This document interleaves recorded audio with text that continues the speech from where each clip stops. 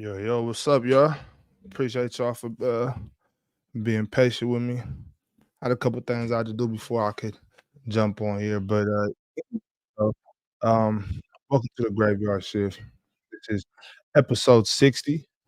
Episode 60 puts us one step closer to episode 500. We'll be at episode 500 before y'all know it, man. Y'all just keep pulling up, you know. Keep working this Graveyard Shift. Shit, my bad, y'all. Keep working this Graveyard Shift with me. Um, and yeah, man, we're gonna get it in. We're gonna have fun. What up, FIFA? My bad, bro. I'm gonna figure out a way to get a start getting an early episode for you, FIFA, because I know I know you be going to bed early, but hey, this the Graveyard Shift, man. This is what it is, y'all. This is what it is. Y'all know. Um, Andrew G said, "Chill, got cooked, but I stopped it." Hey, I don't know about all that. You know what I'm saying? I'm not a I wasn't a judge. You know what I'm saying? But hey, I know one thing, you plagiarize, you pay for it. You know what I'm saying? You plagiarize, you play for it, or you pay for it. Yo, ask today, so it's like exactly, Jeremiah. This is why you take notes. This is why you take notes. That way you don't have to plagiarize in the middle of a round.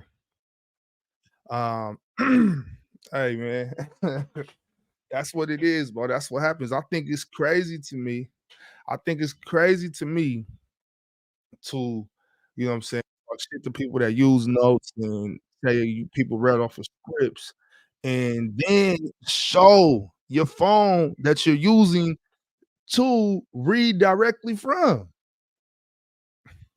That's all right. We'll get into that in a little bit. Hey, we got a whole Graveyard Shift to get through. I know a lot of y'all want to talk about that last debate. I'm gonna just play. I'll play the some of me and Dale's debate too. Um, and we'll just go through. We'll just go through some. Let's see. We got a little bit of time, y'all. So I'll be patient, man. Let me see. I don't have it queued up yet, so I know. I should have been ready, right? Should have been ready.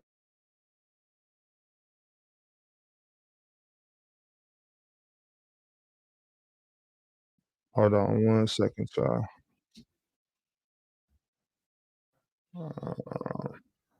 If Chill would pull, if Chill would have pulled something off his phone, take it with a phone.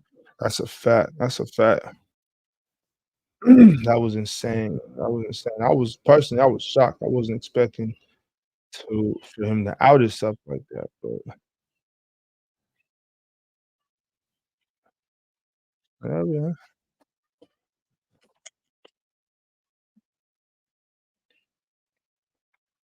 Keys said Lamar was dunking smoke. Yeah, he was supposed to be there. Solo, hey, Solo, you missed the whole everything to the very end, or what? What you mean? Evian, did he clown me? Yeah, Evian, you didn't see that? He said I was plagiarizing, said I copied the script when I definitely had notes. You know what I'm saying? I definitely did have notes, but like what I was reading off is what I wrote. You know what I'm saying? I didn't just copy and paste, and you know, I just didn't copy and paste.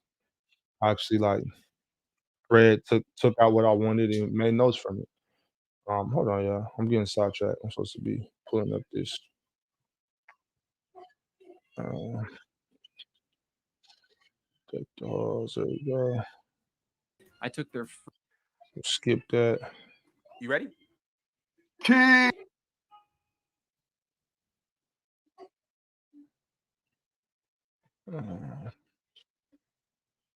Okay. 2 seconds.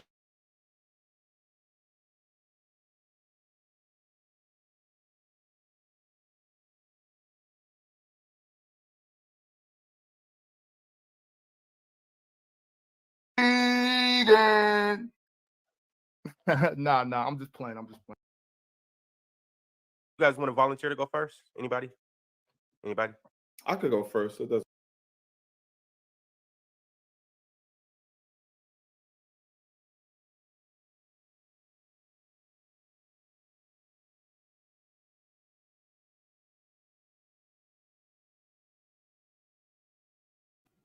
I'm tripping. Okay. I'm gonna press play. Y'all let me know if y'all can hear it.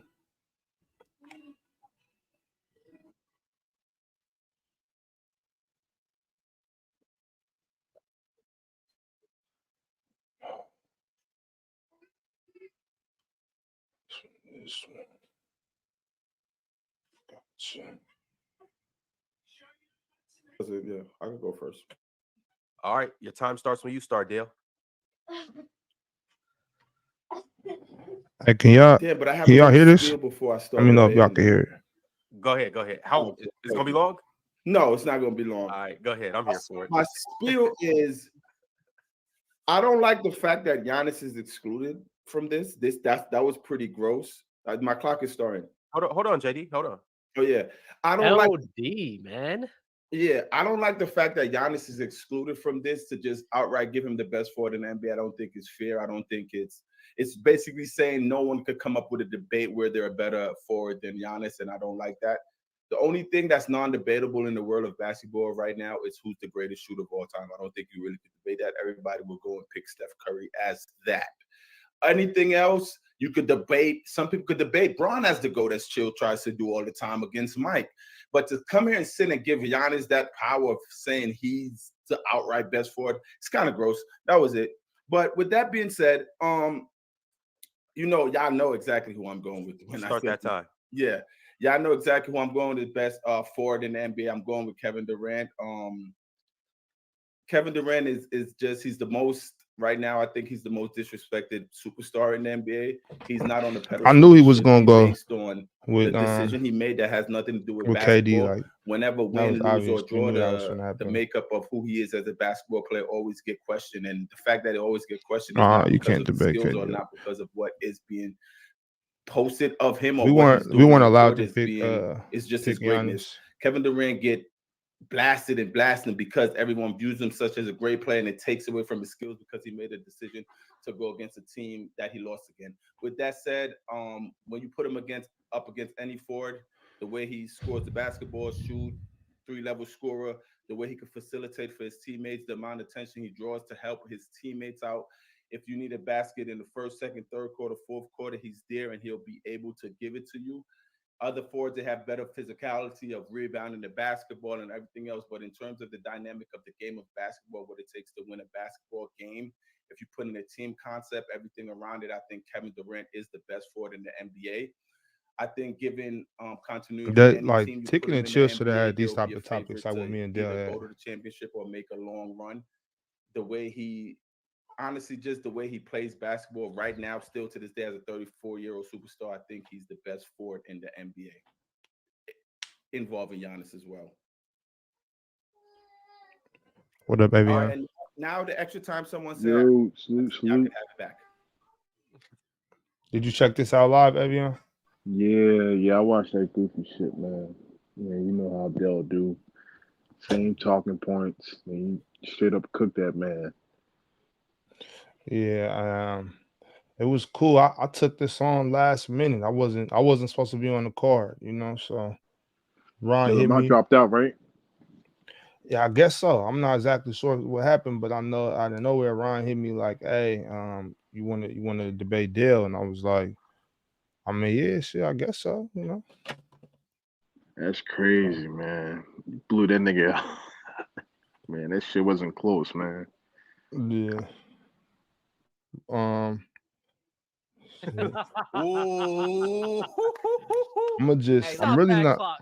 really just gonna play his joints.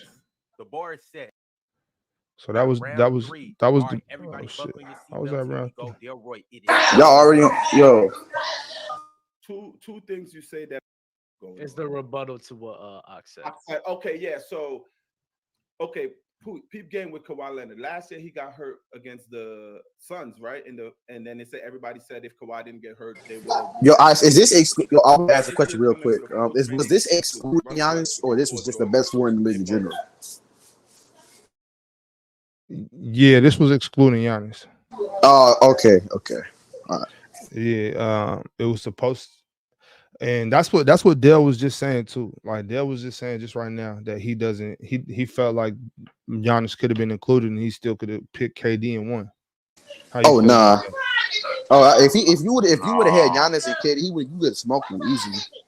The clip is too much ammo for Giannis. Yeah, shit. I mean, that people were saying I should have just picked Bron. Nah, I feel like LeBron would have been a good pick too. But the way Kawhi Leonard was playing this year, has been playing this year, I don't see a problem with it. Yeah, he's been playing good actually. Yeah. Yeah, for sure. Let me see. I'm only really playing like Dale's parts on this first debate. Atrocious. Kawhi Leonard was playing a certain way many people didn't see. He's having a resurgence for these 10 games. What the treatment Kawhi Leonard get as a superstar in this league, no other superstar. I want to go to this second round. I want to see about that because if it's from game one, Giannis, I want to see what angle I could have done to win that one. It was never basketball when it relates to Kawhi Leonard. I brought up basketball is what I meant. I brought up basketball how he was playing. You know what? I know what y'all want to see. And this is what I want to point something out to y'all. Because I'm not gonna play this whole debate. If we missed it, we missed it. I want to play this for y'all. And I know y'all know what I'm talking about. Hold on. Let me stop sharing for a second. I'm about to yeah. You did great that debate, man. You're way better. Like you're way better when you're just like, I'm not gonna lie, when you reading your notes, you were still good, but when you're not reading notes, you're just going talking basketball. You're way better. Yeah. Can we talk about the elephant in the room, man? I mean, that's what I'm about to get to. I'm not even gonna play my debate. Like, I'm not even tripping off that shit. I thought that would have been a cool. I thought that would have been a cool way to open up the show, but I don't got time for that. You know what I'm saying? Like, yeah, you did your thing, man. I don't got time for that. I'm finna get straight to the nitty gritty. What up, School?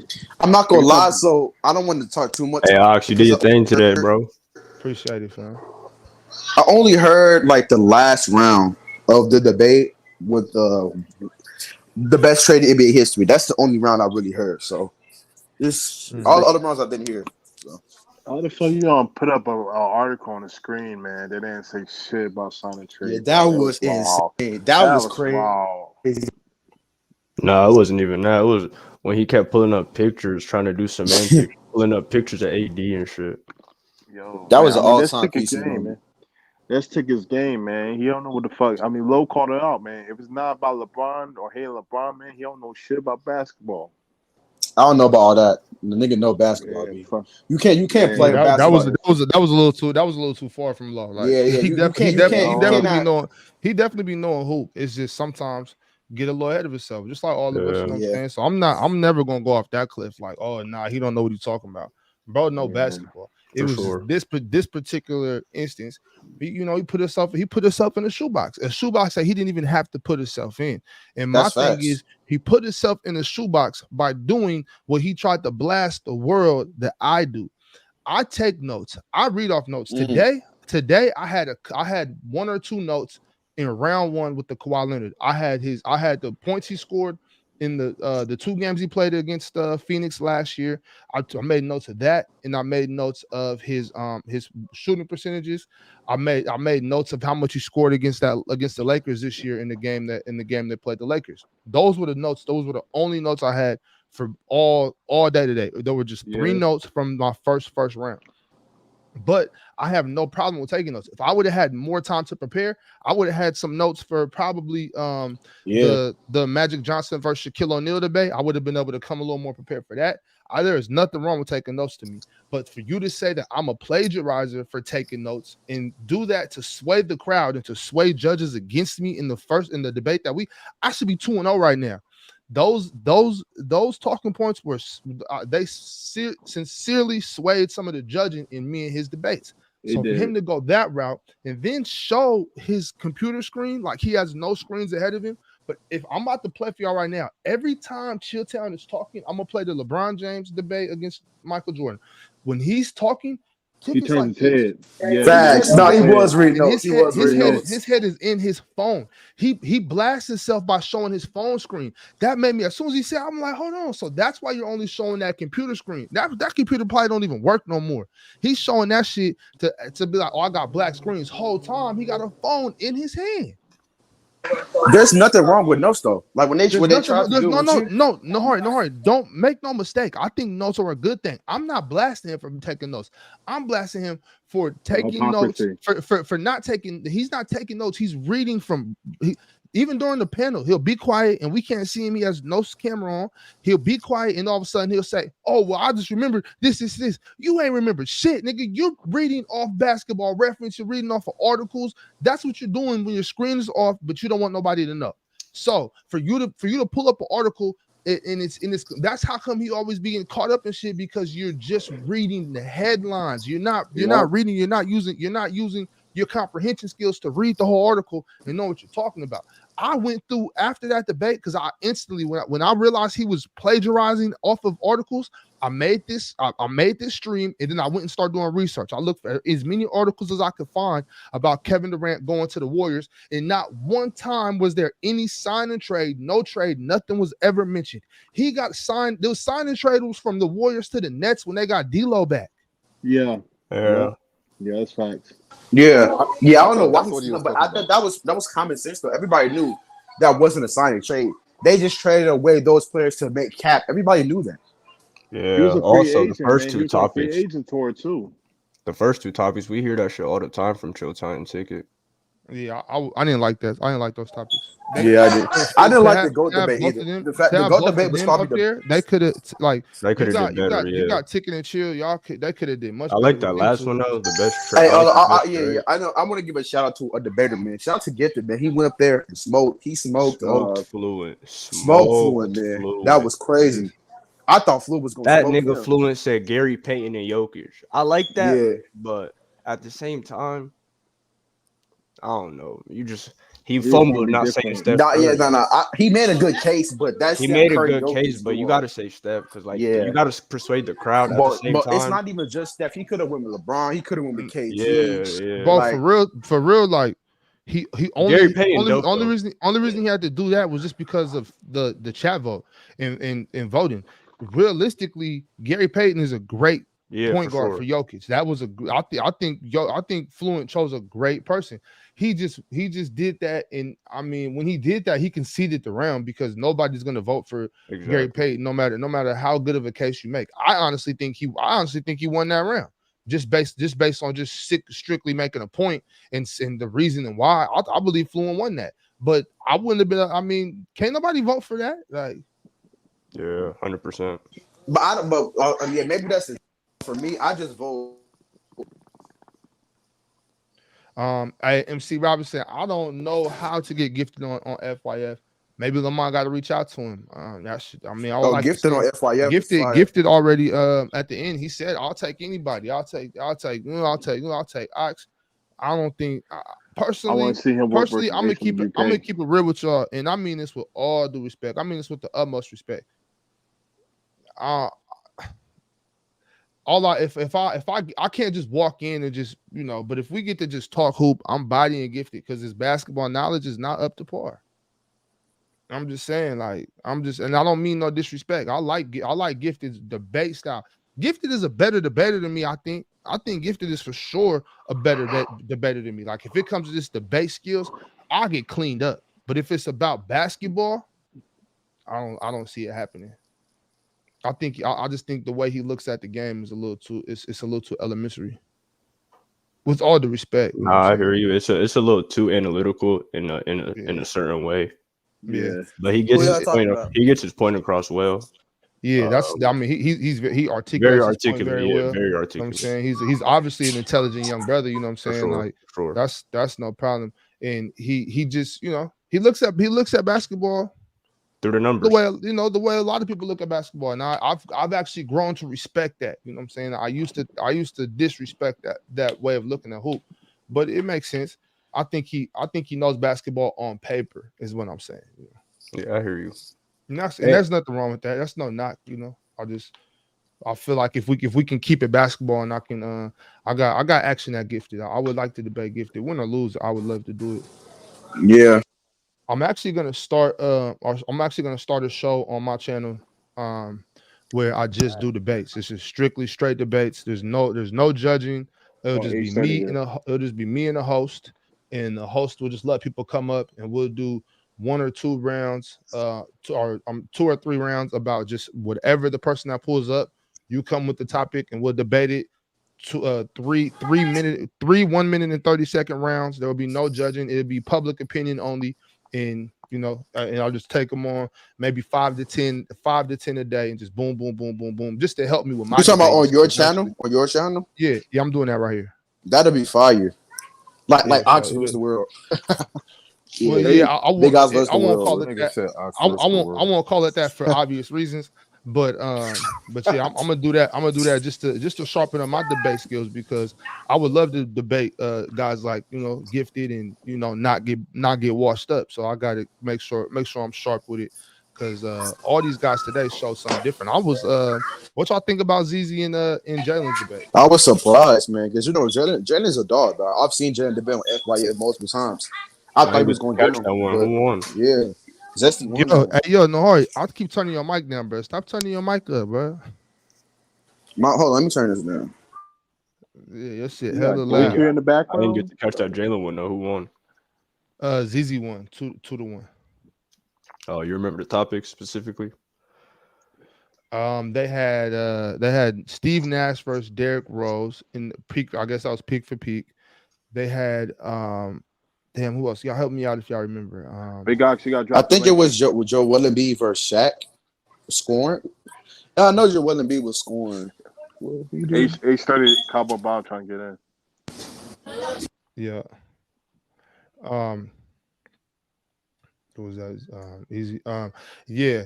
They did. Wait. They did the best teams to never win a championship. Yeah. Okay. Jalen would have won that if he just would have stopped. He was on to something. I just think he went too far, and that's a big problem. I think that was a lot of the reason why I lost round 2 as well.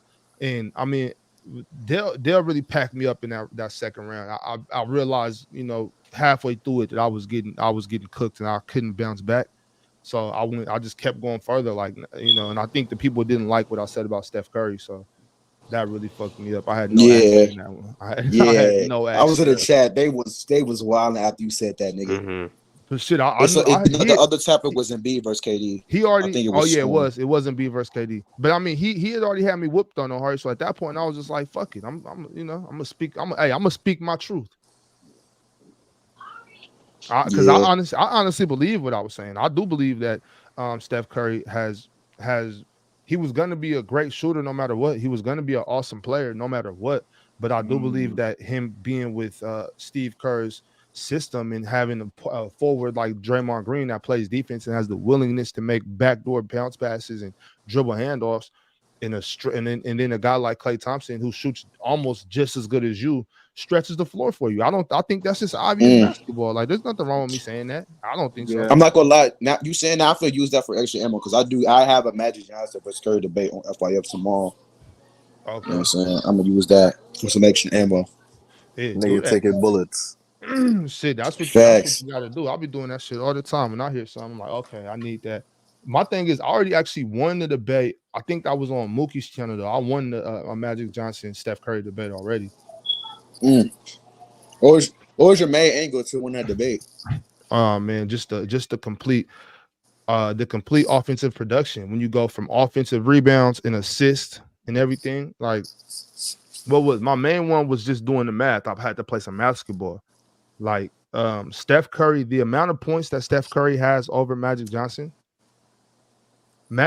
has 500 more assists than how many more points Steph Curry has than Magic Johnson. And that's not even counting the offensive how many more offensive rebounds he has. Yeah. So he's creating. First of all, he's creating more offensive possessions than Steph Curry, and he's also generating more offense than Steph Curry. Yeah. I was gonna. Hey, morning guys, and Bob, congratulations. I thought you won the second round. I mean, the second topic with Kawhi and KD. That was a real good one.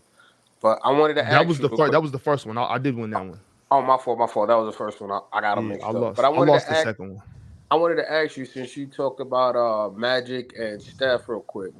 Did you separate the differences of them being on and off court, like seeing how well the Lakers were on court with Magic as opposed to Steph and the Lakers? I mean, Steph and the Warriors. Sorry. No, I never got to that part.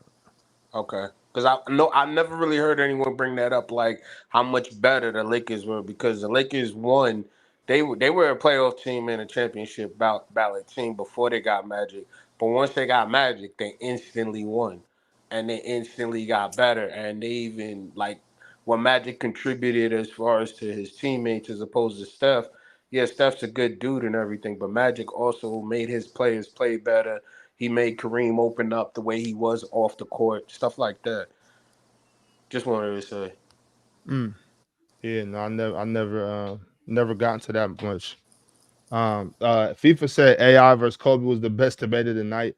I honestly didn't like that topic or was AD soft. I didn't like either one of those topics. Yeah. It's just Yeah, like, the but AD we can't have any. There's no facts to back up either one of these topics. Yeah, All the Taker AD soft did- one doesn't make any sense. Like Yeah. so was the AI Kobe one? Was that legacy or was that just player for player? Like who was Or like more iconic? iconic? More iconic. Who was Oh, more okay, iconic? okay.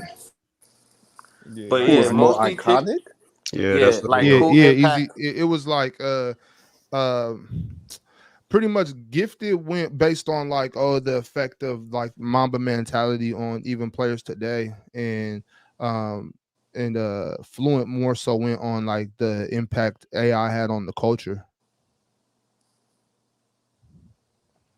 Yeah. But so that the fans and the judges they picked Gifted in that one.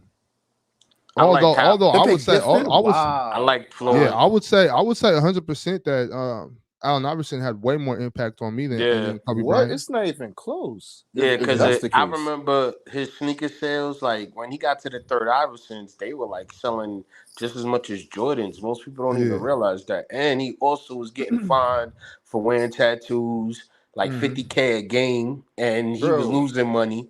Like there's a lot of things that he was doing that just was going against his When it bro. comes to that, like even shoe wise, I never wore a pair. Well, no, actually I did. I did. I've had two pair of Kobe's. I had one pair of Kobe's my senior year of high school. I didn't even hoop in them. Some coach gave them to me, so I never like. It's not like I asked for my mama for them or nothing. Or I went and got them. Like it was some coach threw them to me. And then I wore a pair of Kobe's when I went on like this tour around like in the South, like Arizona and down there and stuff. I was playing in a pair of Kobe's. But I used to grab. I had a gang of Iversons though, and that was back in Yeah. middle school. Like in middle school, I was getting Iversons. You know what I'm And saying? what Like it was all T Max and Iversons. remember the T-Mac, Iverson I'm never gonna remember get into that. now I was gonna say, remember the Iverson mixtape? If you bought the sneakers the second pair, you got how he did the 360 spin move. Remember that?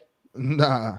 I got the what? I mean, that's what he had. Like he had when he had the second pair of Iversons out. He had a VHS DVD that you could get. Like it's basically like 5 minutes. You see him walking Oh around, yeah, getting yeah, his yeah. hair No. braided, You stuff talking like that. facts. And That's then he facts. he showed you how he did his new crossover, the 360. Remember, he used to put the ball behind the 360 spin when he was with the Sixers. Yeah. Most people don't even remember that move. Iverson, Tyson. I don't mean like Arizona, like is like the deep South, but Arizona is literally south of me. So yeah, just.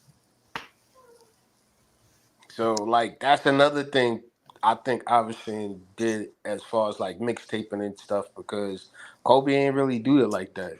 Where he sold you like sneakers and you got video footage and all this other stuff of what he's doing I behind the gotta see scenes. the debate because if I don't know if Fluid ain't debated right because I don't know. I think it's clear AI, but if he ain't debated right, then that's a whole different topic right there. I don't know. I think this was one of those preference things. That's why I don't like those type of debates, bro. I can't prove. I can't prove either one of these things. So it comes, and that's the problem with a lot of debates. A lot of debates, it doesn't matter what topic you choose. People are not gonna give you your credit if they don't believe in it, they're not gonna give you the credit for it. But I didn't like this is AD soft debate. That's AD wild. is a little soft. If you ask me, I agree more with Ticket than I do Chilltown on that. I agree a lot more with Ticket than I do on What Chilltown. makes him soft But though? In your eyes, it's not him getting hurt. It's just it's the way he plays basketball. That's He his doesn't mentality, bro. he fade away too much. He don't attack the rim. He don't attack the rim enough. It's just shit like that. He'll dunk the basketball, from time to time, and that's cool. I like to see that, but I just don't like the way he plays basketball. I think when you finish leaning back more than going at the rim, then you're soft. And it's not even necessarily like you're a soft person. You're just not aggressive enough for me, the style of basketball I like. So and sometimes he doesn't step up because he would rather rebound and get blocks and not contribute as far as offense. Yeah, the motherfucker well, still think he in either way, college. my point is this. I can't. My thing is this: I can't prove that he's soft. I can just say how I like basketball, and that's it. So that's it. To me, that's a dumb debate. Preference thing. I think. You know what I'm gonna do? I'm gonna just to make sure it's not no bias to it. I'm gonna blame Ron. I'm gonna blame Ron for this. You know what I'm saying? Because there ain't no. Just to make sure there's no bias. I'm gonna blame Ron. He allowed them to have them topics. Ron should have been like, nah, like y'all got to debate about this. And y'all can't even gauge heart. To be honest with you, you can't gauge heart or leadership on the court because some players do certain things different than others, and they have more of an impact. So. For me, it's like when you call someone soft, I'm like, how are you soft when the guy's playing defense, giving you 22 points and like 10 rebounds or 11 rebounds a game? That ain't soft. What's going on, y'all? Salute, fellas. Salute to the panel. What's the word, y'all? Let me just give a feedback to that particular one, right? Wait, hold on real quick. I forgot one more thing. He moved from his natural position to center and is playing out of position. That's all I got to say. And he's playing better out of position than he was at his natural position. Sorry, context. No, you good. No, the point I wanted to make was I agree with y'all, but that was where the issue is. And that's where I guess I could say Ron is an L host, right? Because low-key, the fact is what Chill was debating was the eliteness and the production. Chill gave great points. Like he was saying, like, yo, basically, because AD is doing so much and he's produced at all these three stops. He's done his thing in the Pelicans. He did his thing in the Lakers. He changed this, blah, blah, blah. He wasn't right. Since college, he did all that, right? Cool. But the point that Ticket is making is it don't matter if you're producing. You could still be soft and be productive. It don't got nothing. Your production don't got nothing to do with your mentality and your heart. You wasn't able to carry a team by yourself, right? Every time when you did get a chance to carry your team, you ended up getting exposed because you needed other players to kind of help you build that dog in you by adding Rondo, by adding Boogie, which it did change his mentality and how he attacked and as far as like his imposing himself during that time. That's a fact. Right, he got way more aggressive. He got bigger. He got a little bit stronger. So I think what Ticket was talking about is the mentality part. And Ox said it himself, like it's just a mentality thing, like the aggressive, like your play style. That's what. That's not what he was talking about. You ain't see the pictures he showed. Yeah, no. That was the headshot.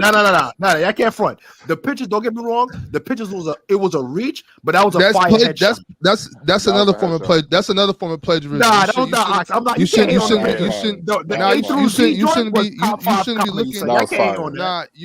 was fire. That was fire. Nah, you shouldn't be looking at pictures. You shouldn't be looking at pictures. That's you taking notes. Bring your basketball mind. That was crazy. And it wasn't even that. He said that he did the same thing all 3 rounds, showing pictures, and then he didn't even go back to facts of when he got outplayed. Like literally, he could have went into a game like, okay, when he played Jokic 2 years ago, Jokic outscored him with rebounds, boxing. No, he could have broke it down that way, but he didn't.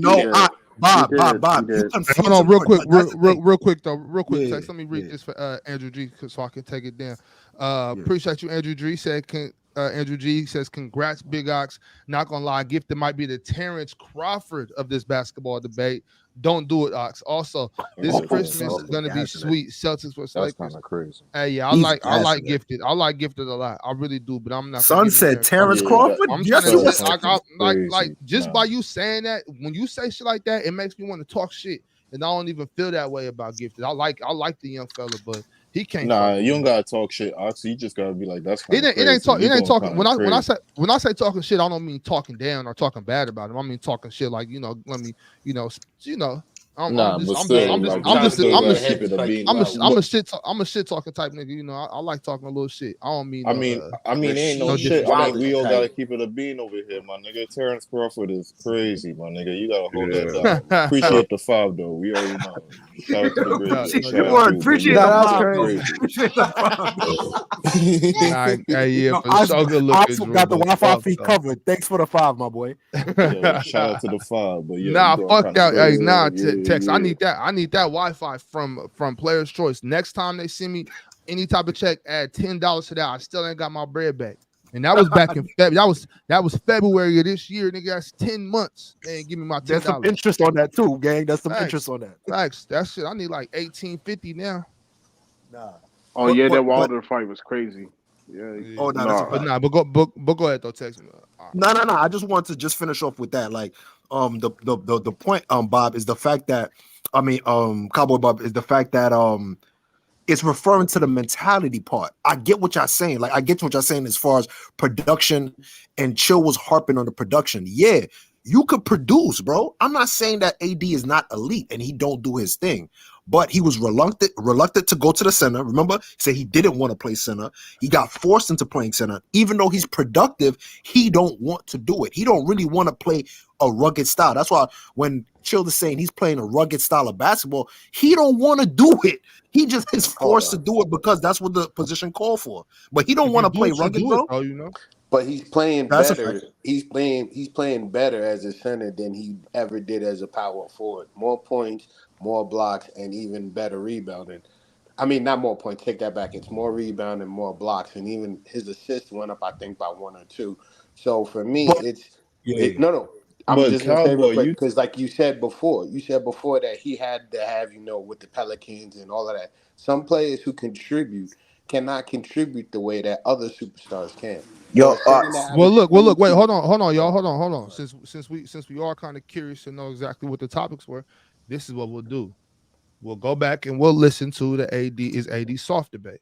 We'll go round by round. So we're not going to sit here and listen to 10 minutes straight. We'll just listen to Ticket's first 2 minutes and we'll stop it, come back. I'm gonna pull it up. Y'all go ahead. Okay. But not all I was trying to say is, all right, baby. Say less. Yo, guys, give me 1 second. I'm on the road. I'll be back. I'm gonna jump back in. All right, damn. I was just gonna say, all I was trying to say was he's playing out of his position, wanting to go back to his natural position. So it's kind of hard for the coaches to say, yeah, we're gonna put you back at power forward. You're playing better at center. Plus AD, a lot of times to me, you guys are right. Like he zones out, like he's just out of the game, but he still contributes. He's your second best option, giving you 20 plus points, 11 rebounds, and like 2 or 3 blocks.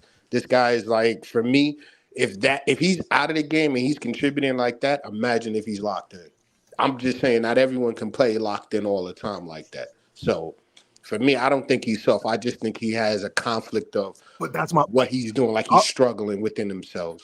That's a big. Oh my God, you letting them go? Yo, you letting a grown man get by, yo. Nah, I'm not. No. I'm saying he's struggling within himself. I'm not saying no. I'm not saying he doesn't have flaws, and I'm not saying. Hold on, I'll be right back, y'all. I just gotta. I'm on the road. When I get to the crib, I'll come back. I'll come back in here. I'll be back in like 15 minutes. This.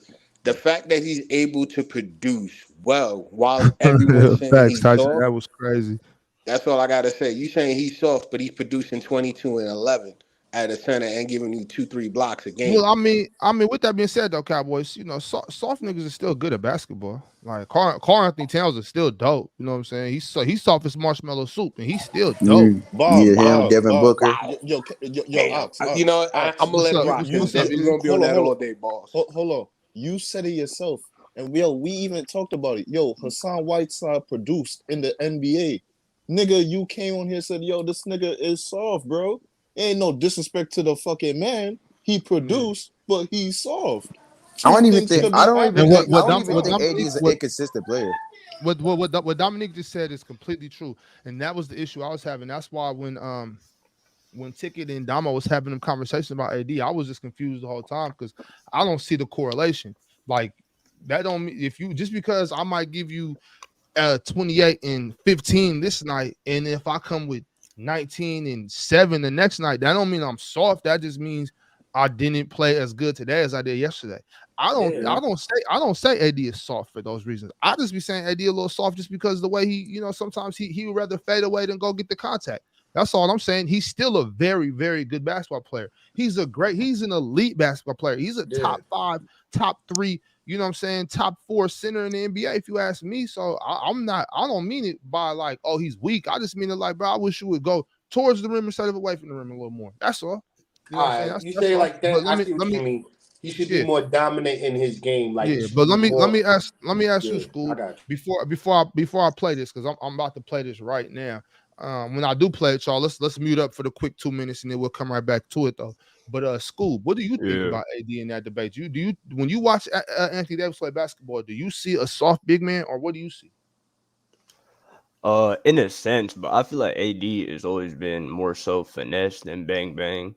But I agree with what you just had pinned up there. I feel like it's more inconsistency than being soft. Because I mean, if you bring it on a defensive end every night, you can't really be soft, in my opinion, personally. But I mean, to each their own. It's a preference thing. So, right. Facts. I agree with that defense. Yep, y'all. I'm about to play this though, y'all. I don't see that wrong. Can y'all hear this? I know you can. I'm putting it up right now. Yeah. Okay, for sure. Looks like it's there. This nigga Ron go asking you see that. Can't nobody see that. I'll go first, no problem. I don't got a problem going first. Sure, I'll go first. So, when you're talking about a guy, Anthony Davis, 2 minutes be long. with him being the National Player of the Year in college, took his team to the national championship. In the Yo, national no, you gotta mute up. Oh yeah, You have mute to up, mute bro. up. Mute up. At halftime of that game, he comes in the locker room and tells his coach, "Coach, I'm going to grab all the rebounds and I'm going to block all shots. You do score the rest of the points." They end up winning, going away. He not only is the National Player of the Year, Yo, Ox, he's turn the up a most little valuable bit. player in the tournament. That is not soft. Well, OG, that was in college. What about in the pros? Well, it's interesting you mentioned that because it actually translated over to the pros. Because he gets to the pros, and not only does he put on more weight and get stronger, he's even more dominant as the 4-man, which is the dirty work guy. And the one thing that you cannot do as the 4-man and be elite in the NBA is not be soft. And Anthony Davis was not that. That game translated from college to the pros, where he averaged a double-double for 4 straight years, 26, 11, and 3 blocks. In fact, not only 26, 11, and 3 blocks, 17, 18 season rivals Kevin Garnett's 03-04 season. Because not only did he lead all 4 men in points, not only did he lead all 4 men in rebounds, he led the entire league in blocks. So that's what Anthony Davis was doing at that time. So, and we also talking about a dude 5 times, because we're not going to count the 18-19 season because he wasn't hurt. Not only was he not hurt, they shelved him because they were going to move him. 5 times in 6 years, he averaged 68 games, right? On average. That doesn't include the playoffs, where he dominated in the playoffs in the 16-17 season, in the 17-18 season, and actually led the playoffs in scoring in the 14-15. I believe it was in the 14-15 season. I believe it was during that time. It wasn't until he got to Los Angeles where the quote-unquote soft tag came on, when in reality, when he got to Los Angeles, he's one of the main reasons why they won the NBA championship, because he was still elite, not only as a scorer, but he was still elite as a defender. So you can't be soft considering everything that he did up until that point.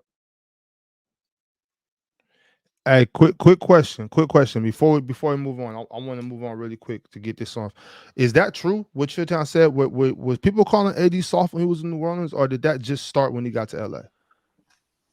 I remember. Nah, I feel like it was always Nah, yeah, niggas is calling himself in New Orleans. Yeah, I feel like it was always Okay, Yeah. for sure. They've been saying, I think it was like the last 2 years in New Orleans, like the beginning of that time, they started calling him soft. once he really started missing games, people really. Nah, it was like in this like third It year. was when him like and third Cousins year. when they were in Clippers. It was that Cousins third. was off the court. It was that third year. He kept on missing games, and they kept on being for knick-knack shit. It was like, what the fuck going on? Okay, here we go. That's when Ticket, it's up to you. Chilltown, you good. But damn it, I'm great, baby. You said that he wasn't soft in Kentucky. Well, ladies and gentlemen of the jury, I want to start by presenting Exhibit A at Kentucky. He's terry cloth. That means he's very, very soft, ladies and gentlemen. That was at Kentucky University when he was getting stripped down, spanked, and ran across the rug and didn't do a damn thing about it. And Chilltown wants to bring up a championship college at the University of Kentucky who parades 5, 6, or 7 NBA players every single year. You're done, son, from the beginning. Now, let's go to the NBA where he's one of the softest, and the ticket means softest dudes to ever play basketball. AD, sir, he started out soft at the New Orleans Pelicans. I have the proof. You do too. All you got to do is go look it up. AD in his career has nearly missed 300 games. That's almost 4.5 seasons of basketball. No, almost 4. That's crazy. Now, let's start. You said the playoffs. You gonna talk the playoffs? What was he doing in New Orleans? He missed the playoffs in the first year, missed the playoffs in the second year, missed the playoffs in the third year. He finally made the playoffs in the fourth year, and what happened in the fifth year? Missed them again. What is this dude talking about? And then when he came back, the only reason why he did make it is because he got dudes who weren't soft. He got dudes who were hard, like Rajon Rondo, sucker, like Boogie Cousin before he got hurt, that helped him get through that season and rack up wins so he can get to the playoffs, chump. Chilltown, don't you ever think that you can come in here and talk to me, because it ain't going to work. AD had a reputation of being soft before he came to the Lakers, which is why when he first came to the Lakers, LeBron James was the one who you praise, who you say is the king, that had to push this dude to play most all those games. In that first season they went over there, LeBron dragged him across the finish line. And if AD wasn't soft, guess what? He wouldn't have won a championship because LeBron cleaned it up in the finals. 100% confident. Yo, that picture of Wonder Brown, bro. Yo, that was crazy. See, but yeah. you can't compete with that. That's crazy. Yo, it's like Ace what I want to know, y'all. You saw that Ace UK debate? But you gotta watch that, bro. That was hilarious. Same shit, dog. This is what I want to know, though, y'all. This is what I want to know. Does being injury prone mean you're soft? No. I mean, your body is soft. Hold on. Hold on, y'all. One at a time. Let's see. I'm gonna ask everybody individually. Nohari, what do you think? Do you think being injury prone makes you soft? And turn down your mic, bro. It's still loud, nigga. It's not. I got you. It's good. Go ahead.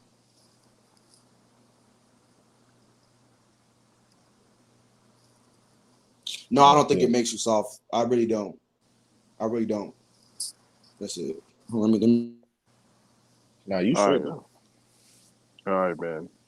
I mean, it doesn't make you soft. I mean, a lot of great players that was tough players, wasn't soft. I mean, wasn't soft but got injured. I mean, Derrick Rose was prime example, man. That man wasn't soft.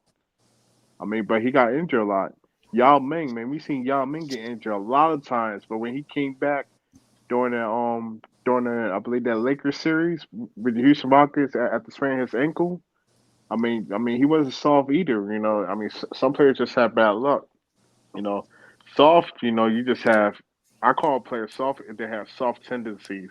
Like they don't want to guard like their matchup, like the best player on the floor, or they're not consistent. Throughout the whole 4 quarters.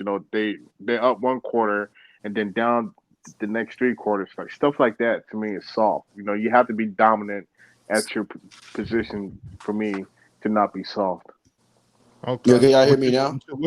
Okay. What you think, Easy? I don't think being injury prone makes you soft, but because anything could happen. Like you could just keep on like fucking up your knee and shit. Like Kawhi, for instance, like his knee keep on getting fucked up. But we're not gonna call him soft though. Like he ain't no soft ass nigga. But for AD case, yes. Because for him, he keep on having knick-knack injuries. In the beginning from the Pelicans, because it started from the Pelicans. He kept on having knick-knack injuries that he could have played through, but he didn't play through it. And that's when that shit started building up from then. Now, you don't even get the benefit of the doubt, my nigga, because you already a fucking thief, my nigga. So what the fuck? If you're a thief, why do you think I'm gonna think you're gonna do good now? So you fucked yourself up with that shit right there, my nigga. So it is what it is at this point. Okay. Yeah. Y'all can explain. So yeah, I don't think Anthony Davis is soft. Like soft to me, it's like not boxing out for rebounds. You know what I'm saying? Not playing defense. You know, consistently complaining, get to the reps about calls, not getting back on defense. It's really mainly what you do on the court that makes you soft. And Anthony Davis, when he's on the court, there's nothing soft about his game. He's consistently banging down low on the offensive glass. He's consistently setting hard screens. He's consistently guarding the best post player. He's consistently playing great defense, giving 100% effort on the defensive end. Like that's not a soft player. He's just injury prone. Let me ask you this. Let me ask you this real quick. Let me just ask him. Hold on, Cabo. Let me just ask him this real quick. So, Nahari, when AD scores 19 points in the first half and then drops a donut in the second half, what do you call that? I'll call that him being inconsistent offensively. What? All right. No, a zero? A donut. No, that's a bad game. I mean, that doesn't mean he's soft. Was he still not battling on the offensive glass? Was he still not giving 100% effort? If you battling on offensive glass, then you should be able to put a putback up. Consistently, so, I mean, no, he consistently battling on the glass, on offense and defensive glass, bro. Battling. Huh? I hear you, bro. What? And a lot of times when he gets injured, it's really off of defensive plays. Because he gives 100% effort on defense almost every possession. Not almost every possession, but he gives 100% effort on defense.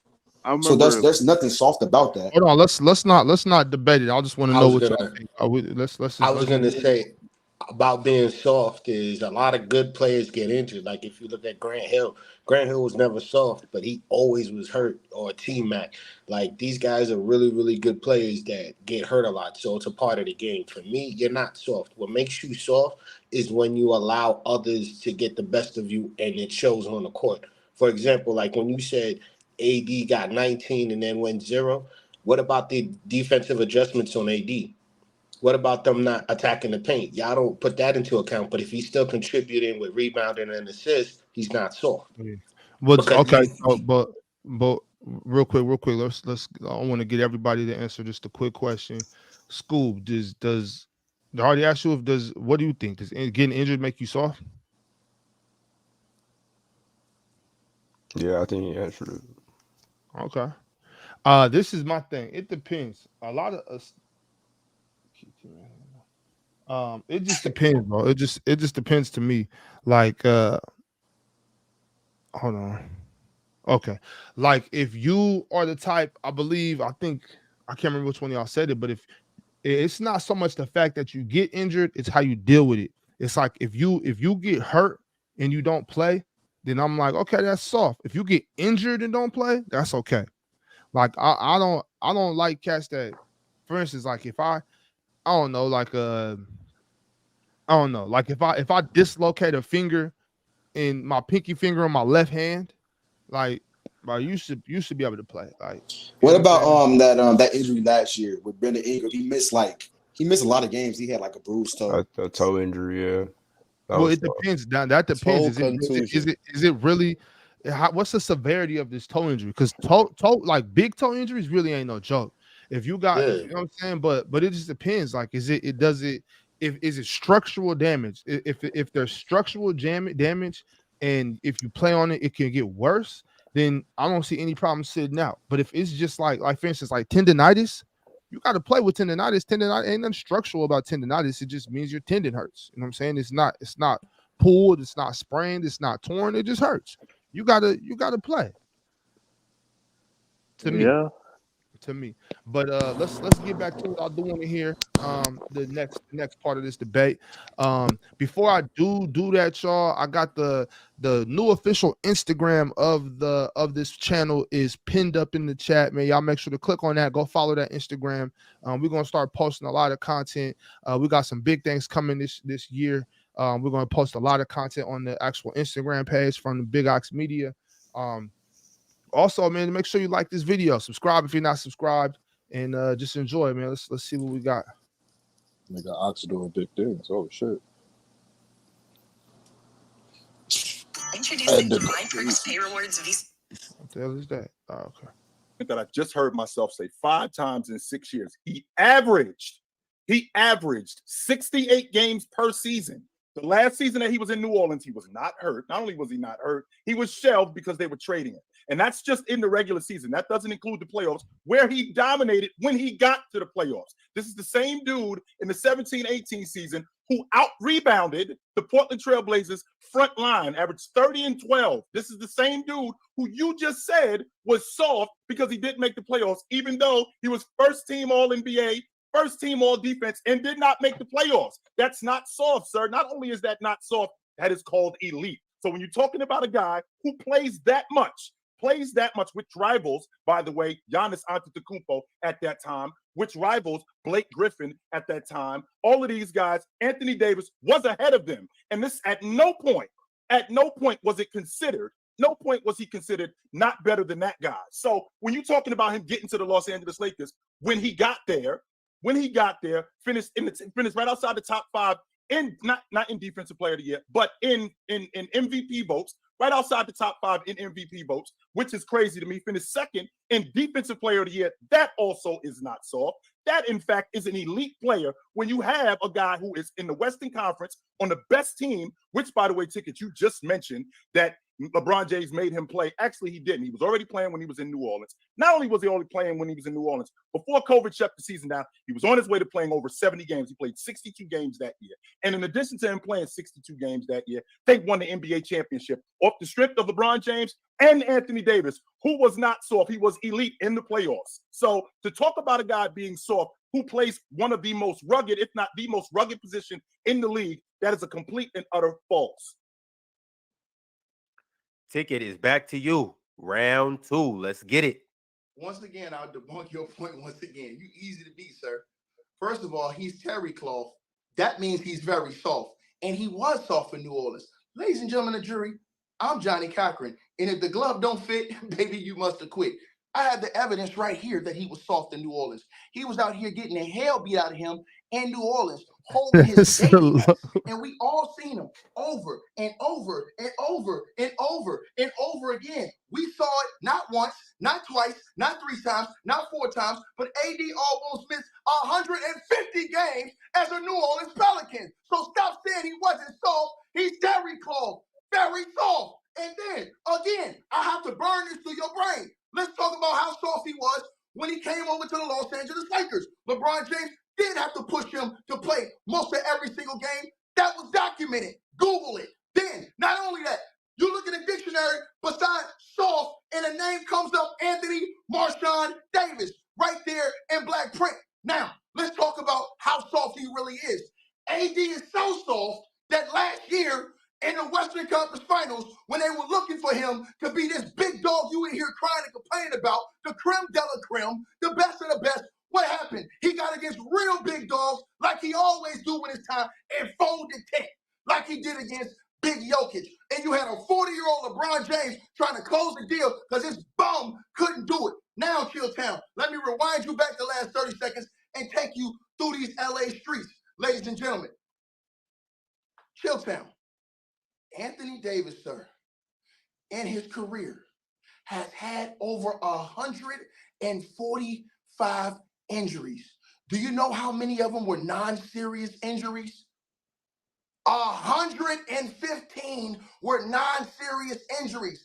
This dude get a paper cut. He's on the sideline crying. So I'm glad you brought that up, Ticket, because after he finished, Hold up. So, okay, so that round, what did y'all hear that round? I'm not gonna lie.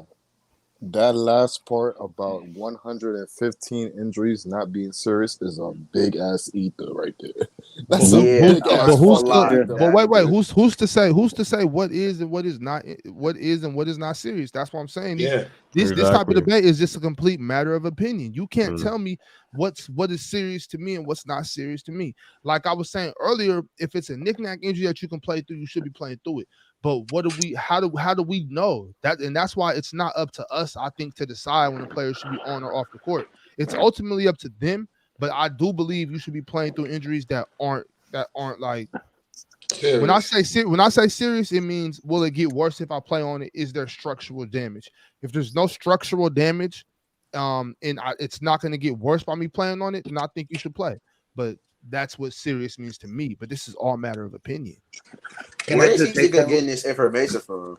Like, nigga, how do you know how That many nigga serious? just, Like, that He nigga said just, Google yo, it. he's sitting on that fucking shit, my nigga. He But is can I say sitting yeah, on but that I'm like something? shit. saying, nigga, I could just Google how many unserious injuries he had, and they got the exact number. Like, what? Well, if you look, if you That's look, if you crazy. look That right nigga here, probably look, counting that Nahari, shit. if you look right now, as soon as Chilltown starts talking, his head goes down and he's in that phone. He's in that phone, That's man. crazy, bro. What I was gonna say was this: how is him getting coached by LeBron James and how to play better a bad thing for AD? Like the way he said he had to get it from LeBron James to be a better player. LeBron James's IQ is much higher than AD, and plus, Yeah. what LeBron James sees in AD is why he got better because AD didn't see it until LeBron James came in and said, "Yo, make these adjustments." So Well, how is that a knock? in a debate like that, and especially with especially if it's a ticket making a debate, you know that if anybody helps you along the way, that means you're a weak person. That's how he's gonna spin it. That's his part of the So style. You know what I'm coaches saying? didn't help Jordan in the earlier parts of his career I by don't, I letting him don't, just be attacking. I don't know, but see, that's not what we're talking about right here. You know how this goes, My Cowboy. You fault. I know didn't how mean to divert, but you're right. not even diverting. Like, it's cool. I do want to stay on topic, but like I'm not tripping. What I'm saying is that correlation with Jordan had going on in this debate right now are going to be completely unrelated in the laws of ticket. That's not how it works. You know what I'm saying? I like how you put that. The laws of ticket. It's one That's a set good of one. rules. It's one set of rules for AD, and there's another set of rules for Jordan. That's how this shit works. It makes the world run smooth. Trust me. That's crazy. Man, y'all know how Laws this of shit And, goes. ticket. and, it, Got and you. it's only in those set of rules. I mean, it's probably not just for Yep. Jordan too. He got those set of rules for Kobe too. You know. I mean, shit. I mean, we all do. I would be lying if I didn't, have a little bias myself. But I'm not the one on trial right now.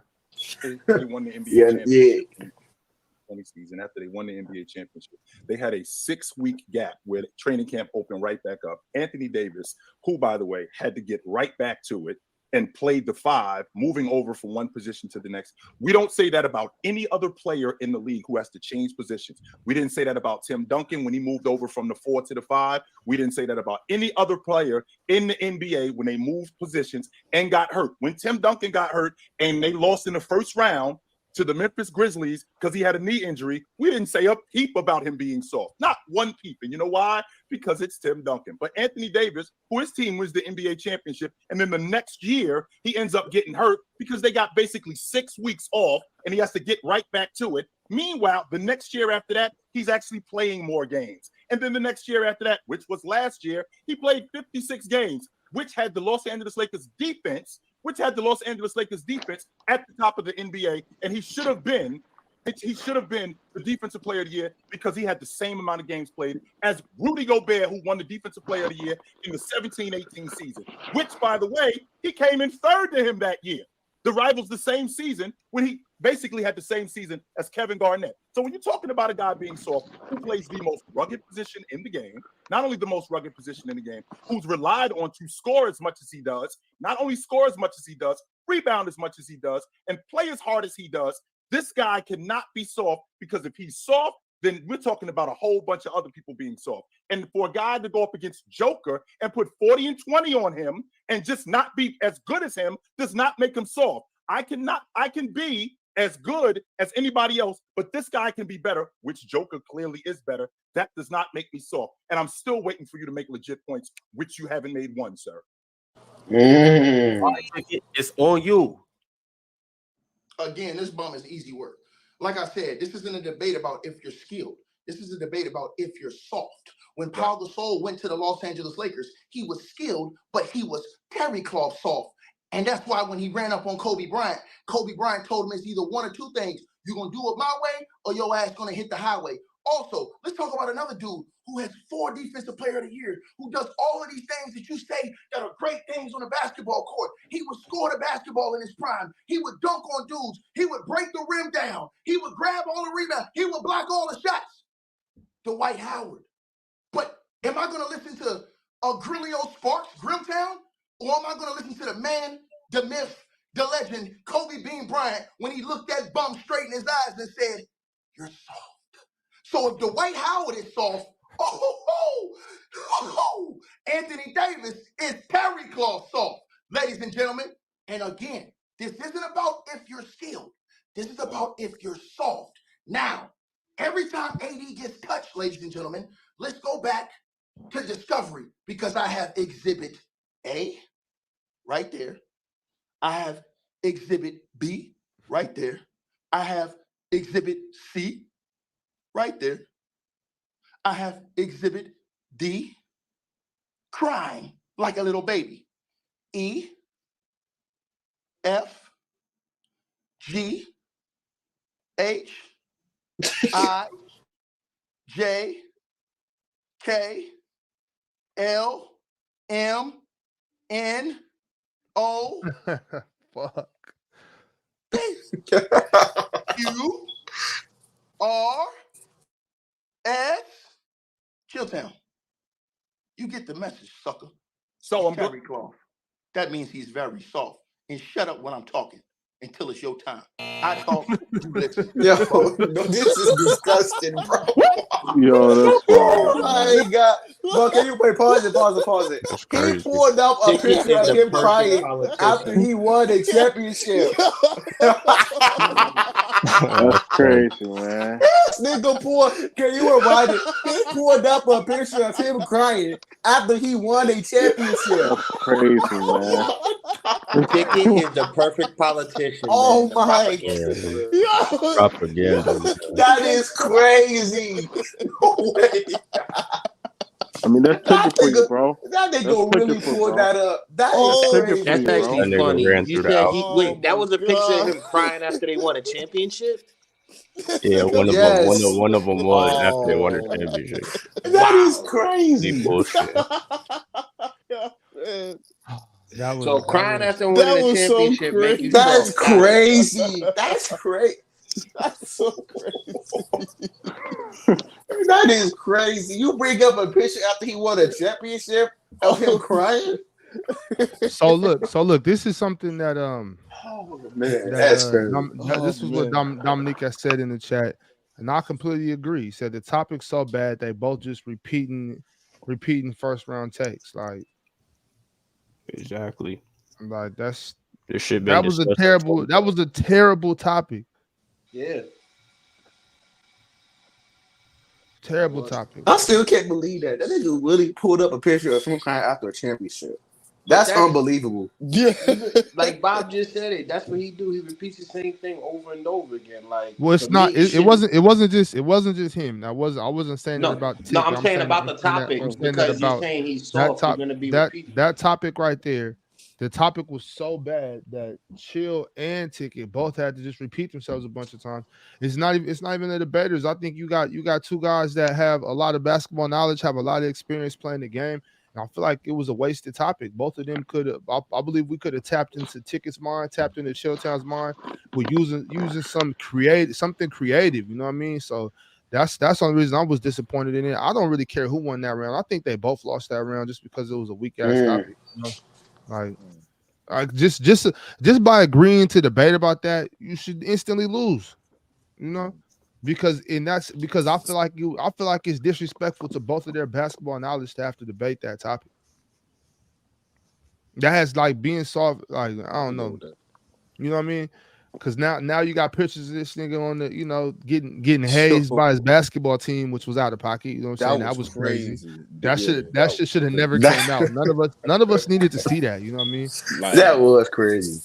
Yeah, like I ain't gonna lie. I'm gonna keep it a beat. After that one, I'm like, yeah, you lost. Nah, I'm still not over that picture. That was ridiculous. That was ridiculous, bro. Yo, nigga had him on the bench crying too. Not just that one, bro. You had the other one with him on the bench crying. Yo, damn. Nah, I ain't gonna lie. I mean, I feel you, Alex. I feel you. Like, yo, that topic alone, like, you could have found a better topic. But like, yeah, I gotta give it to that nigga. That was comedy right there. That was comedy. And I don't know. It's up to y'all. It's really up to how you determine what's soft and what's not. That's very subjective. at that point. Yeah, like you can't. There's no points in. To think that we had to go to round 4. He showed. It's crazy. All of those pictures he showed, which are a gimmick. 4 None of rounds those of this shit. pictures, none of those pictures depict Anthony Davis, who he actually is. All he's doing, all of this stuff is props. None of this stuff is actually getting to the facts, which is what we're talking about here. We're talking about a world champion who finished 6th in league MVP votes. And he finished 6th in league MVP votes while leading the Los Angeles Lakers in points, rebounds, and blocks. That is not soft. We're talking about a guy who took his team to the playoffs and went deep and won a playoff series off the strength of him averaging 30 and 12 and out-rebounding the entire Portland Trail Blazers front line, out-rebounding them and destroying them and sweeping the Portland Trail Blazers out the playoffs, which, by the way, they were the lower seed when they got to them. So we're talking about a guy in Anthony Davis who not only did all of this stuff on his watch when he got to Los Angeles, he has, by the way, played more games today than Steph Curry over the last 4 years than Steph Curry, Kawhi Leonard, Paul George. So those 3 guys, he's played more games than those guys. In the process of him playing more games than all of those guys, they have done a lot more. The Los Angeles Lakers have won the NBA championship. He's been an all-NBA defender. He's been an all-league performer. And all of this off the strength of him not being soft. You could run up on Joker and just not be as good as him. You could run up on Joker and he's just better. That does not make him soft. And I didn't hear one point to prove that he was soft. All I see is props and pictures of him getting hit in the nuts. All I see is props and pictures of him turning his ankle. Meanwhile, I'm talking about stuff that's actually happening on the floor where he's producing and he's showing that he's not soft, which he's done more than once, more than twice, more than 3 times. In the games that he's played over the last 4 years, since he had to move to the 5, has gone up every season. Ticket, your last round for this debate. This is the problem with Chilltown and people who think like this bum. He keeps talking about, oh, this isn't soft, look at this, look at that. Again, AD's the only dude I see consistently stop games for a paper cut. He's the only dude I see consistently stop games to blow his nose. He's the only dude I consistently see stop a game because he has an eye boo-boo or his butt hurts or whatever the hell else is going on. Now, let's get to your part This about nigga being butt great. hurt. Because it ain't about what we say. It ain't about what you say. It's about what they say. Now, didn't Rich Paul, when Anthony Davis was at his alleged peak powers in the New Orleans Pelicans organization, running around here telling us that AD was better than Giannis? He's better than all these dudes. He's the best big man in the world. And what happened since that time with this Terry Cloth soft bum? Giannis passed him and got 2 MVPs and a chip, led his own team. Something AD couldn't do. Had to go run with LeBron James to do it because he's Terry Cloth. That means he's very soft. And then let's look at what happened then when he went to talk about Jokic. What did Jokic do? 2 MVPs on AD's watch, led his team to win a world championship. Something AD couldn't do. So like I said before, you keep talking about, and this is what y'all do with AD. You were just like that big Dumbo running around here looking like a damn fool named Lamo, Damo, whatever the hell you want to call him. You guys lower expectations for AD, but y'all still want to call him elite. So if he's elite, why that bum ain't elite against Jokic? Why that bum ain't elite against Giannis when it's time? Why that bum ain't elite against any of the few other big men that's elite in the NBA when it's time? Answer that question. The only thing you do is say, oh, because he's better. Well, that's not what Rich Paul said.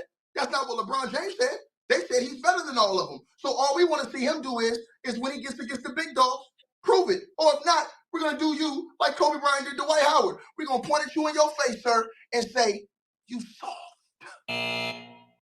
All right, y'all. I do want That to was a emphasize terrible on the round. screen. It says is AD elite.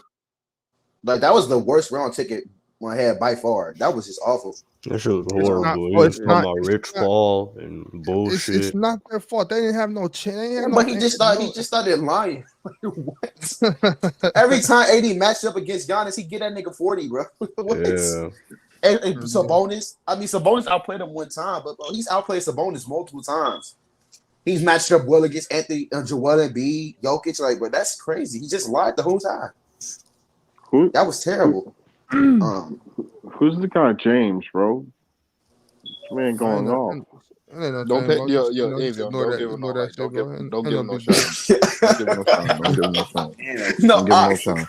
Them promise. type of niggas you don't give no shine. Don't give no shine. Yeah, Fuck, I'm not gonna say the nigga. nigga name. Don't give no shine. Yo, hey, don't give no shine. Don't give no shine. Yo, he Straight one The of game. the boy we comments stumped. were Yeah, One of the boy we stumped it's out in really, public, man. That's the boy we yeah. roll on in public, bro.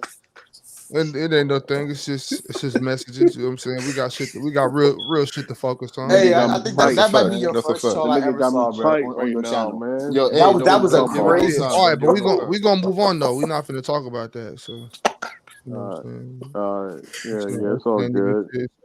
Bitch But ass I Um, see what nigga. you're saying now, Bob. You're saying because there's no way of you gauging. It's not comparing to another player or anything. It's just basically off of your guesstimation, and you're not wrong for that because it's your basically it's like your thesis. You can't be yeah, wrong for like having a thesis. both of them was right and both of them was wrong at the same time. Yeah, So yeah. this shit was just that it was just a corny, it was just a corny debate topic, honestly. And once again, I'll just keep saying it like that. We wasted um a debate from two dudes that got a lot of basketball knowledge. You know what I'm saying? We could have potentially learned something. Instead, we got to listen to narrative talk about is this dude soft or not. And that shit is crazy. Like I don't know. Like once again, I said just to make sure that there's no bias in my statement, just to cover my own ass and make sure that there is no bias in this statement. I'm gonna blame it on Ron. If I blame it on Ron, you know I'm not being biased. You know what I mean? Yeah, that's facts. So that's what I'm gonna do. Blaming on Ron is crazy. I know that Yeah, nigga's at this I point. see that round was just pure entertainment. It was entertaining. Don't get me wrong, but as far as him actually debating what they said, I mean, Yeah, but that's That all wasn't was right. really too pure much they entertainment. said. I That was wanted to pure get through that just so that we can get to this. What the Okay, Jalen? Let's Sign get and to the trade. real. Let's we get could to have the skipped. We real could have topic. skipped that. I ain't gonna lie. the big We're deal. gonna we're gonna get to the real topics at hand though, y'all. Don't worry about it. I got us. Don't even trip. But hold on though. I want to hear from everybody. Let's go. Let's go. From Scoob. Hey, Scoob, are you here? Yeah, I'm still here. Okay, Scoob. What you so even though a lot of us up here say we don't like that debate, just based on the debate topic and what happened. But who do you think won that though? Who won that debate? I think Chilltown won. Honestly, to be real, it was just facts versus semantics. They was both repeating the same shit a lot, but I mean, Chill brought more facts. So, yeah. Okay, what you think, Easy? Hold on. Yeah, Yeah. real quick. I think Ticket won. If anything, I really side with Ticket now. I ain't gonna lie. Mm-hmm. Chill came with a lot of facts, and I can't refute those facts. But the question, the topic was, is AD soft? Now that's a subjective topic, but to me, if you can't play through knick-knack injuries and you're not playing to your fullest potential, then I mean, what are we talking about? Like it ain't too. I side more with Ticket to that conversation. And what he gave me is like what the things I look at with AD, why I think he's soft too. I mean, like, so the thing is, like, production and soft could be happening at the same time. It's not no problem. Like, that just could be happening at the same time. So that's what I think. That's fair. All right, Cowboy. Who you think won that one? Theory debates like this are hard to judge because, like we've been saying, it's off of personal preference. But I got to give it to Chill based off of that. He used facts and analytics behind him about AD's game when he improved and when he didn't. So I give it to Chill. Okay. What about you, Avion? Man, I gave it to Chill, man. Listen, I understand we're easy to talk about, man, but you can't throw out blanket statements like 150 games so we don't know what type of injuries that man had. Not only that, man. This guy threw out pictures and shit of You him can't winning say a that. champ. Listen, all right, My let fault, me my get fault. my Go shit ahead. off, man. My fault. Yeah. No, you good. You can't throw out pictures of niggas winning the championship and crying and shit like that and calling niggas something like, what kind of bullshit is that, man? But man, that's some goofy shit, man. If this shit was FYF, man, we would have threw it for challenge flag right there on the spot, and he would have lost that round, man. But anyway, man, I mean, stuff like that. I think Chilltown, what brought it home is he brought up examples of how AD played more games than like PG and like other players as well. But he brought it into context and stuck it to the facts. You know, he was 6th in MVP voting, and then he was productive on the floor, especially during that championship run. So I think, you know, all that Dr. Seuss quotes Tick was doing in pictures and shit like that, A, B, C, E, F, G, he lost track on a debate. You know, he spent 30 seconds going through like a bunch of pictures, you know, during that debate, then stating his facts and to support his argument. And that's something you can't do. You know what I'm saying? So I had Chilltown winning that debate. Okay. Nahari, who you got? I mean, first of all, the topic was just terrible, but I'm gonna just give my opinion anyway. Chilltown won just because he brought more facts to the table. Like old boy was saying earlier, they both were just repeating themselves pretty much every round. And Chill, he just made a more compelling argument because he actually brought facts and backed up what he was saying with analytics and facts, you know. So yeah, Chilltown won that. And also like Ticket was doing a lot of antics, bro. Like bringing up pictures of him winning a championship and crying is just crazy. That is next level reaching like crazy. I've never like that is insane, bro. Like, just imagine I can't get over it. that is just so crazy. Like, who does that, bro? Yeah. Well, that shit was absurd. But so we are a little over the hour mark right now. So I'm gonna take this time to remind everybody: if you're here, please like this video, share this video if you can, subscribe if you're not subscribed. Most importantly, once again, I'll be seeing my analytics, and it's still a very large percentage of people that watch that are not subscribed. Go ahead and subscribe. And once you do subscribe, make sure you click that notification bell so that you never miss a graveyard shift. You never miss a no snooze button in the morning. You never miss an Oxtails interview. And you never, ever, ever miss the champagne room. No thanks, man. Before we get on to this, I do have a quote on the bottom scroll, and I would like to read. I think this pertains very well to this next topic. The trust of the innocent is the liar's most useful tool. The trust of the innocent is the liar's most useful tool. That's a quote by Stephen King. And by that, I would say, beware of false prophets. Let's get it, y'all. It's some all-time moments in this debate right here. NBA history. You got to get deep in your bag right here. You got to get deep in your knowledge right here, right? So Chilltown, you can take a little second to process it, but whenever you're ready, floor is yours. Right quick. I don't want no confusion. It's 4 rounds. It's 4 rounds. Hey, everybody, y'all chat, y'all trolled the first round. Oh, nigga. Damn. Whatever y'all did the second round, man, let's get this crap for this round. Let's be some responsible individuals. What stopped them was the injury from winning more chips. Damn. Because you saw when he got back. My bad, y'all.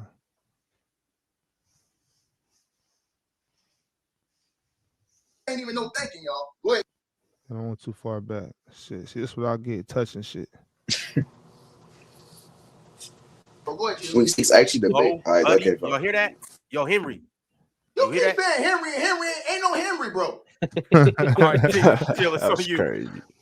So, the best trade in NBA history.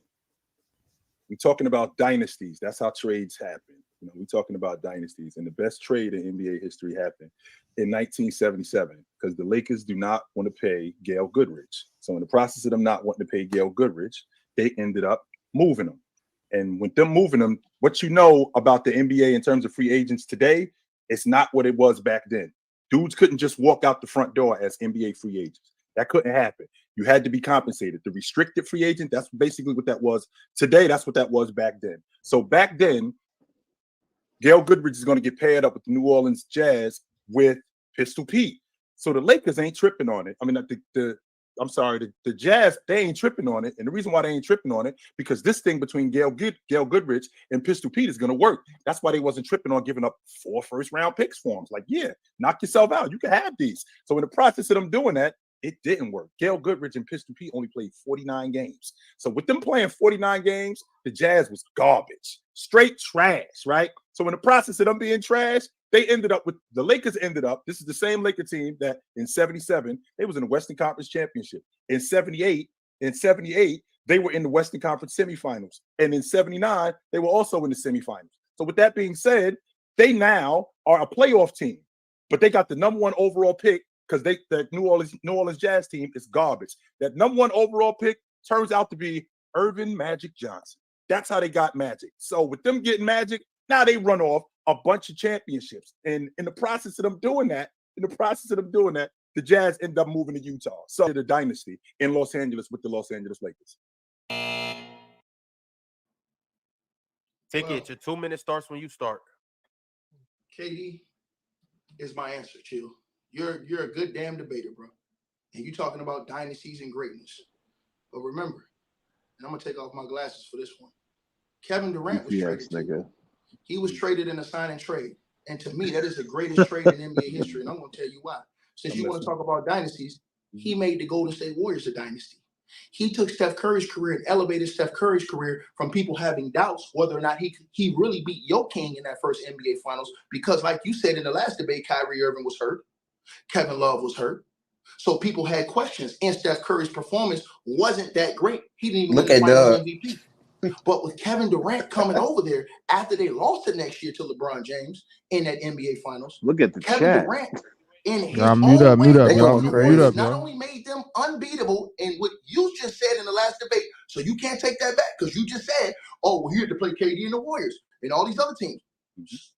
KD made the Warriors unbeatable, and the only thing that stopped them was the injury from winning more chips. Because you saw when he got back on the court, he was smoking Kawhi Leonard like a blunt. Easy work. They were going to win that championship even if KD was healthy. So Kevin Durant was the greatest sign and trade. He was a sign and trade in NBA history because he changed Steph Curry's career and made him a top 10 player. Because Steph Curry may have not gotten the top 10 status because you said yourself that if Steph Curry never got KD, LeBron James had their number. And if he had their number and they weren't winning no more championships, that made Steph Curry's career irrelevant going forward as far as winning. And it doesn't put him in the stratosphere that it did. So KD, and it's just around one, made the Golden State Warriors a dynasty by going over there. And he also elevated Steph Curry to all-time great status. You done, son, and you know it. I'm glad you brought that up, Ticket. I damn sure am glad. What the hell? Well, y'all heard it here first, man. Give us a free agent, my nigga. The fuck? Sign and trade? I mean, yeah, it wasn't a trade. So. But Okay, it's not let's even that. I've heard Ticket use that argument to say why KD was bad. Like all the reasons why against Steph. And I mean, he would use Steph as, this is the reason why Steph's so good. But then say, hey, KD being there and all of that was a negative. But then now he's using it as a positive, and it's not even a trade. He flip flops when it benefits him. Let's go straight to this second round of this debate. I want to hear how Chilltown. Irvin, what the fuck you talking about, nigga? He was a free agent, you dumb nigga. Because I really want to hear how he responds to that and why he doesn't call out. There is a part here where, I'm gonna wait till we get to it. Let's just listen, y'all. Let's just listen to this next part of it. Let's see what happens. Glad you brought that up. And the reason why is because at that time in 1979, as good as Jabbar was, he was on the other side of who he used to be. Everybody was talking. I want y'all to realize right now, pay attention right now to how Ticket's head is down in that phone. As soon as Chilltown gets to talking, he goes straight to that phone. I guarantee you, I want y'all to start paying attention on the panel. On the panel, there will be times where there'll be times on the panel where Ticket won't say nothing. He'll make a point, and then Mars will be rebutting it, and Mars might start, cooking that point. All of a sudden, Ticket will say something like, "You know what? I just remembered." Like, wait, but you're reading that off of Basketball Reference right now. I just want to, and I the don't hypocrisy think is insane. there is no problem with taking notes, but the hypocrisy is the issue. All right. Yeah, talking about don't take notes to get over. spanked. Well, he gets Magic, and not only is he not over, wins the league MVP that year. He gets Magic, wins the league MVP, and now they run off the next 5 NBA championships. Going to the NBA championship 6 times in 7 years, 7 times in 9 years. They went to the NBA championship, that team did. And Jabbar, his career was basically revitalized with a 6'9" point guard who got traded basically for a bucket of extra crispy and a 6-pack. So they got the all-time, the best point guard in NBA history to play with Jabbar, who people thought was over at that particular time.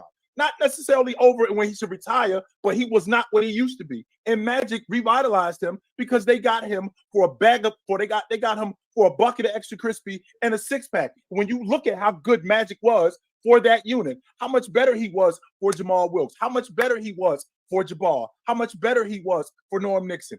All of these guys, how much better he was for these guys. It is no question how good that team became. They were already a damn good team. They were a playoff team. Went to the Western Conference Championship in 77, and Jabbar was good. Lost to the eventual champions in Seattle in 78, and lost to them again in 79. So when they get Magic, now he pushes them over the top with the lead guard at nobody had ever seen at 6'9", running the show and revitalizing Jabbar's career. So when you get a guy like that on your crew to basically turn your team around, it's impossible to say, considering what they got for, or what they had to give up for him, that that's not the best trade in NBA history, because they basically gave up Gail Goodrich and 4 first-round picks for Magic Johnson.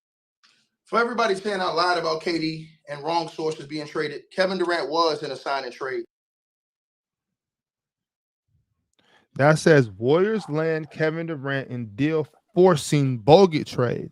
So what they're saying is when they signed Kevin Durant, they had to trade Andrew Bogut to free up cap space. That's what I'm getting from what this article says. Clearly, Ticket didn't read it. So the whole time he had his head down doing the research, he wasn't reading the articles. He was just looking for headlines, and he wants to make shocking statements. So that's what headlines are. Headlines are shocking statements. And so when he looks for headlines, he just thinks like, okay, I can say this, I can say that. I actually have right here, if you guys give me a moment, because so when real quick, hold on. Look, hold on. That's what I'm saying. It doesn't say that they traded for Bogut. It says that him signing there forces the trade. It says here, when he signed on July 4th, 2016, right? All it's just right here, all of it. It said it's there's no talking about the trade. We all know that there was no trade involved. Like, this was a complete free agency. He was not only that, it's not like he was restricted. He was an unrestricted free agent. Durant, it said, from Mark Stein reported, Durant will sign a 2-year deal with the Warriors at $54.3 million, league sources say, with a player option for year 2. The wait has been getting to an announcement in order, but there was no trade. He didn't sign. It's not like he signed, because in the sign and trade, let me make sure I'm telling the truth. In the sign and trade, that means that you sign back with the team that you're on, and then you sign with them, knowing that you're getting traded so that you can stay an asset to them, right? Am I correct with that? Yeah, I think that's you're right. It wasn't. But that's not what happened. He didn't sign with OKC and then get traded to anybody. He just signed with them for $53.4 million with the second year player option. There was nothing involved in that. He was still being courted by Miami. He was still being courted by Boston. I believe he was even being courted by San Antonio at the time as well. That's right. There's no, and I'm talking about, I went through at least 7 articles. I'm not gonna act like I read 20. I read 3 articles, and I skimmed through about 4 more just to make sure that I'm looking for something. I was trying to find something to where I couldn't call him a liar, but I have to. He lied, and then, well, you'll see. Let's just keep playing. You need to peruse more. But look, in this part right here, it says Warriors land Kevin Durant in deal forcing Bogut trade. Yeah, this nigga ticket is ridiculous, bro. That is comprehension insane. is key, kids. Comprehension is key. All the kids listening to this, man, comprehension is key. Make sure you understand what you're reading. To the Golden State Warriors, ladies and gentlemen. He did sign and trade to the Warriors. You can see the date right there. And look at Dub's face. Dub's flabbergasted. So I know, bro. I'm trying to say, look at this nigga. Dub is flabbergasted. He don't know what to say. Because this is insane, bro. This is crazy. This is just pure delusion, right? This is pure delusion. That really don't know basketball, that's not on my level. You didn't know KD signed and trade to the Warriors. He signed and traded to the Warriors to help OKC to not leave them hanging high and dry. But since y'all really don't know basketball. Now, look, this is what I wanted to talk about a minute ago, but I wanted to wait for this very minute because Chill does this all the time. Chill does this all the time because I believe he got secondhand embarrassment right here. And he was like, you know what? I'm not going to blast him. I'm going to just let it go. Y'all relax. We know it's not true. He don't want to be the one to be like, nah. When in all actuality, right here, Chill is supposed to mash out right now, right here, because that's what Ticket would have done to him. That ain't nothing but the truth. If the shoe was on the other foot right now, Ticket would have tried to get Chill laughed off the show. And Chill has mercy on Ticket so much because Chill falls for the narrative that Ticket tries to push, that he gets ganged up on, he gets bullied or whatever. Ticket tries to push that narrative, and sometimes Chilltown falls for it. Chill be feeling, you know, he had a big heart today, and this wasn't the time nor place for that.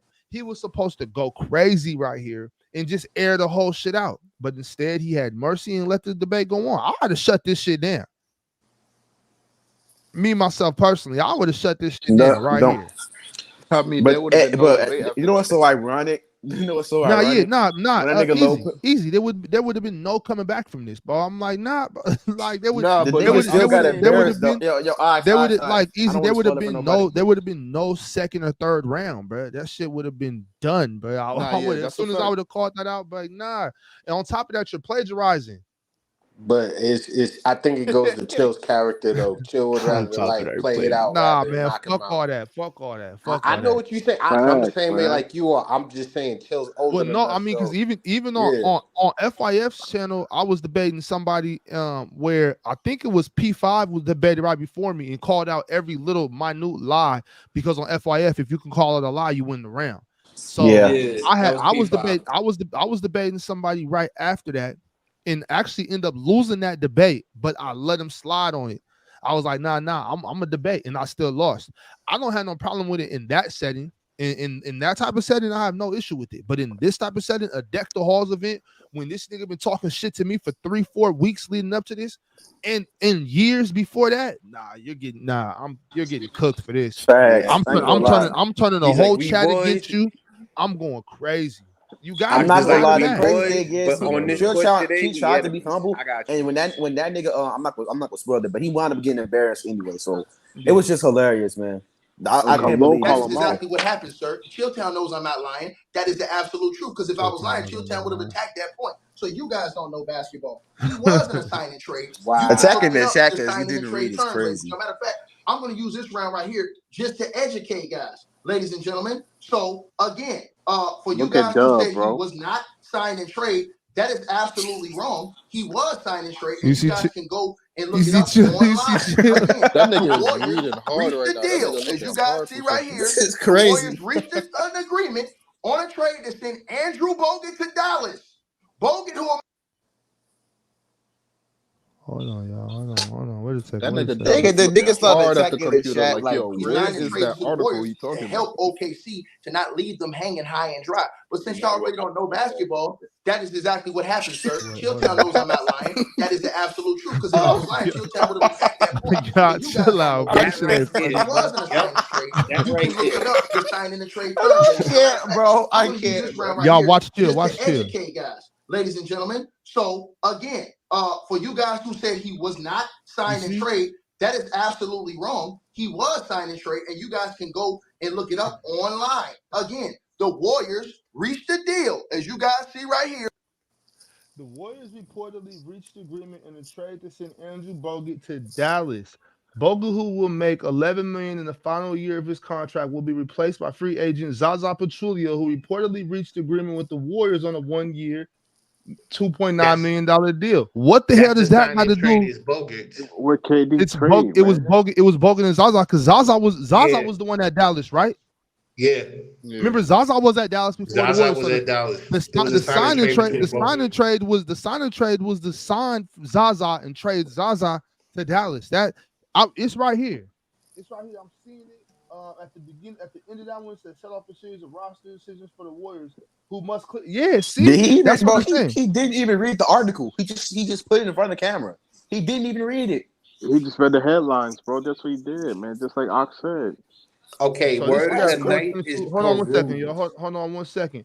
422.46. That's what that is. 422.46. Let me go a little bit The back. word of the night is perused, to read thoroughly. I'm going to use this round right here just to educate Okay, let me see, y'all. ladies and gentlemen. So if I again, can for you pause guys that who a said couple he was seconds not earlier. signed and trade, that is absolutely wrong. He was signed and trade, and you guys can go and look it up Dub trying to hold online. it in. Again, Dub. the Warriors. Oh, shit, too early. Oh, that's too far. But these niggas are flabbergasted. Bro. This is crazy. This is unbelievable. You guys see right? Oh, come on. Okay, the Warriors reportedly. Oh, fuck. That's one I just got. Here, the Warriors reached an Damn. agreement. Okay, so basically, what that's saying is that in order for them, above part is saying how much they're gonna pay Kevin Durant, right? Kevin Durant was gonna get that. What we said, what was it, 53.4 mil? That would have put them over the cap. So they had to. So They have that's to why let go of assets to free up cap. the article, the title of the article is Kevin Durant signs with the Warriors, forcing them to trade Andrew Bogut. So the sign and trade was Bogut and Zaza. See, that's why comprehension is key, y'all. Hey, Bob, real quick, I just want to say, you know what's funny? Now I see why Ticket made fun of you when y'all two battled last time, and he was making fun of you with your notes. Because when he uses notes, he's inaccurate. But when you use them, it seems to be a problem. Well, now I'm just saying he wasn't this inaccurate. No, he always seems to be mad at people who use notes. He got on everybody who was using notes, even Damo.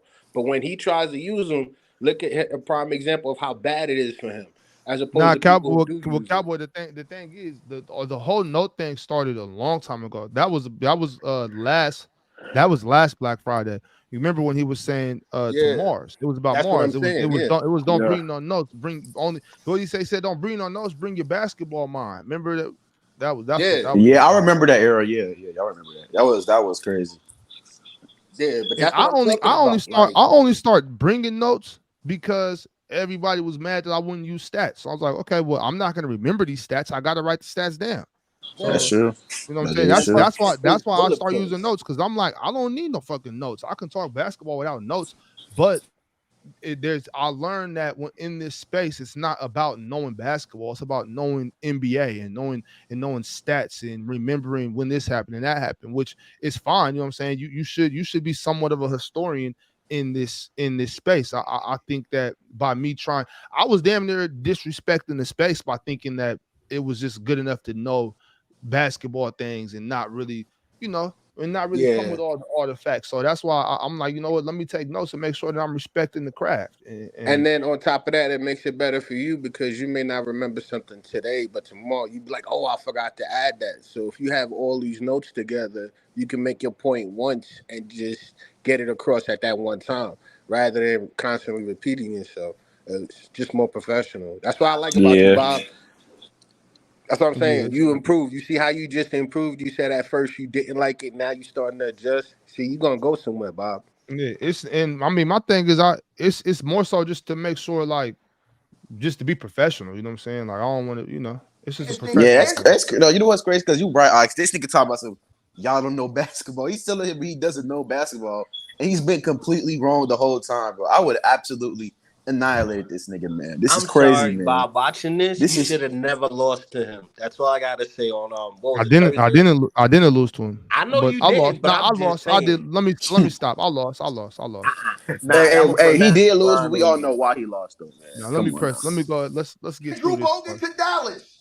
Bogut, who will make $11 million in his final career, will be placed by free agent Zaza Pachulia, who reached an agreement He's with plagiarizing. the Warriors on a 1-year, $2.9 million contract. Now, just because the hate for me is at an unbelievable level that these guys don't know basketball, a sign and trade is still a trade. There have been many players in the NBA who have done sign and trades to help facilitate money for teams. he wasn't just going to go sign with the Warriors. They had to do a sign and trade to make the money work because of the salary KD was making with Steph Curry, all them other dudes that was on the team, Klay Thompson, Draymond Green, and all the other guys they had on that team. Learn basketball, man. It's so sad these guys don't know basketball on this channel, bro. He was a sign and trade to the Golden State Warriors, ladies and gentlemen. And then This he was is too outright much, man. traded to the Phoenix Suns. So again, KD was the best trade in NBA history. And that's not plagiarism, that's knowing your facts. I just pulled that up, little ox, Cheddar Bob Nas, and Ron. It's funny how you put this stuff on the screen while I'm debating, bro. Y'all do some sad, bro. Come on, man. This is whack, bro. Come on. So, like I was saying, so we're talking about Magic Johnson jumping on this crew and them trading for him, and what that meant, not just for the Los Angeles Lakers, what it meant for the NBA. Because the Lakers were they were a good team, and when Magic got on the crew, they became a great team. And then they traded for more players. I won't even mention how they got James Worthy, because I mean it was almost unfair how they got James Worthy. That David Stern would have shut the NBA down.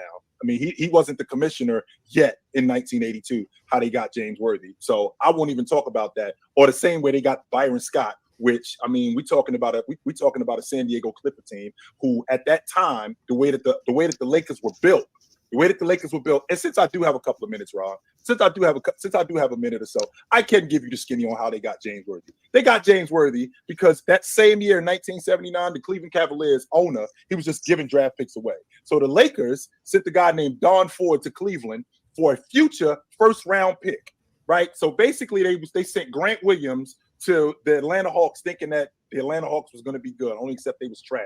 That future first-round pick ended up being the #1 overall pick in the draft. In 1982, the Lakers get the #1 overall pick in the draft, and they draft James Worthy.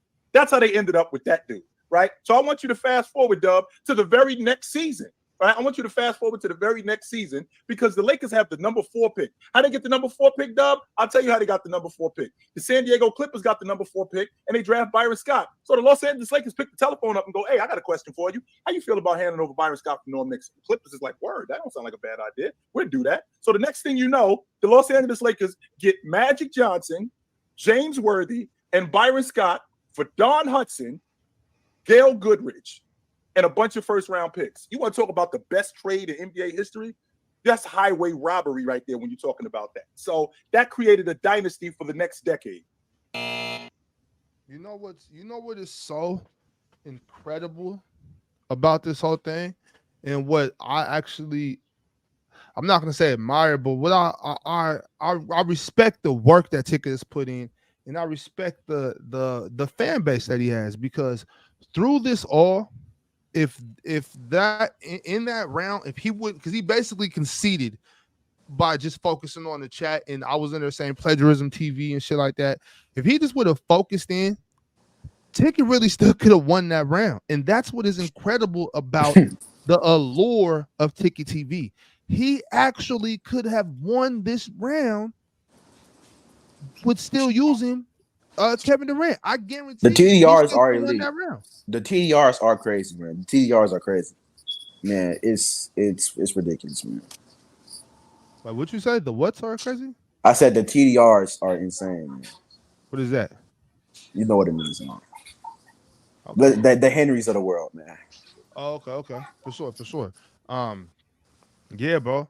Like, there were still people in the chat. I was looking at the chat, and there was a lot of people in there still like, "Man, y'all don't understand what he's talking about. He's right. You're wrong. Y'all are dumb." Chill's getting cooked.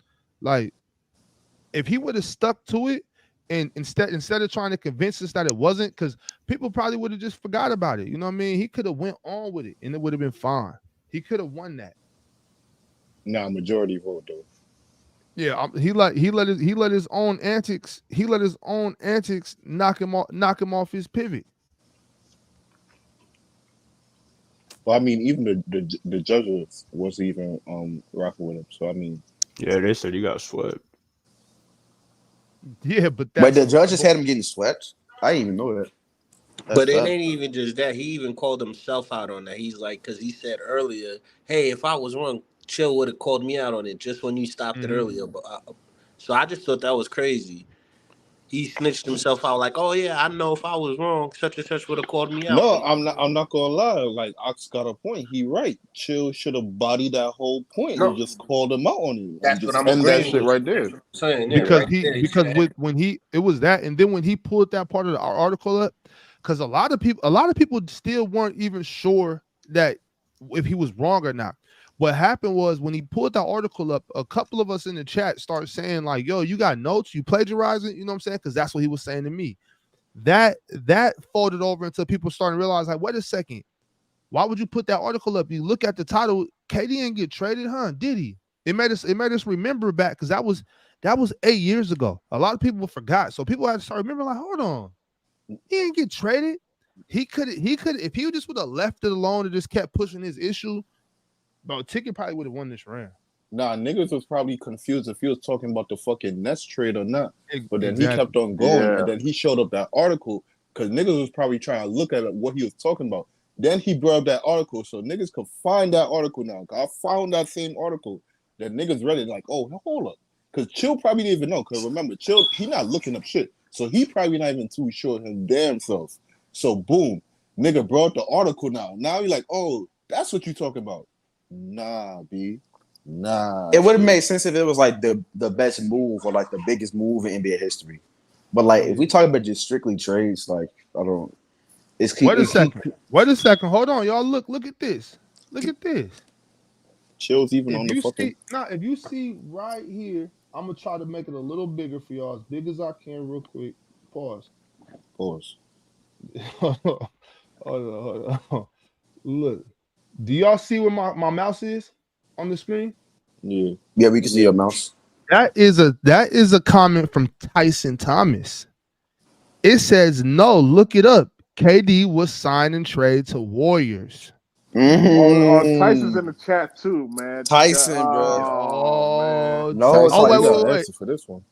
Okay, wait. No, Tyson just left a comment right here. It said, no, not gonna lie, I was confused. I swore the nigga was a free agent and just signed, but I was second guessing myself. Exactly what I'm saying. That's exactly what I'm saying, bro. Everybody was confused. There was some people in there that was confused and just wasn't sure. Ticket could have won that round if he just would have lightweight left it alone.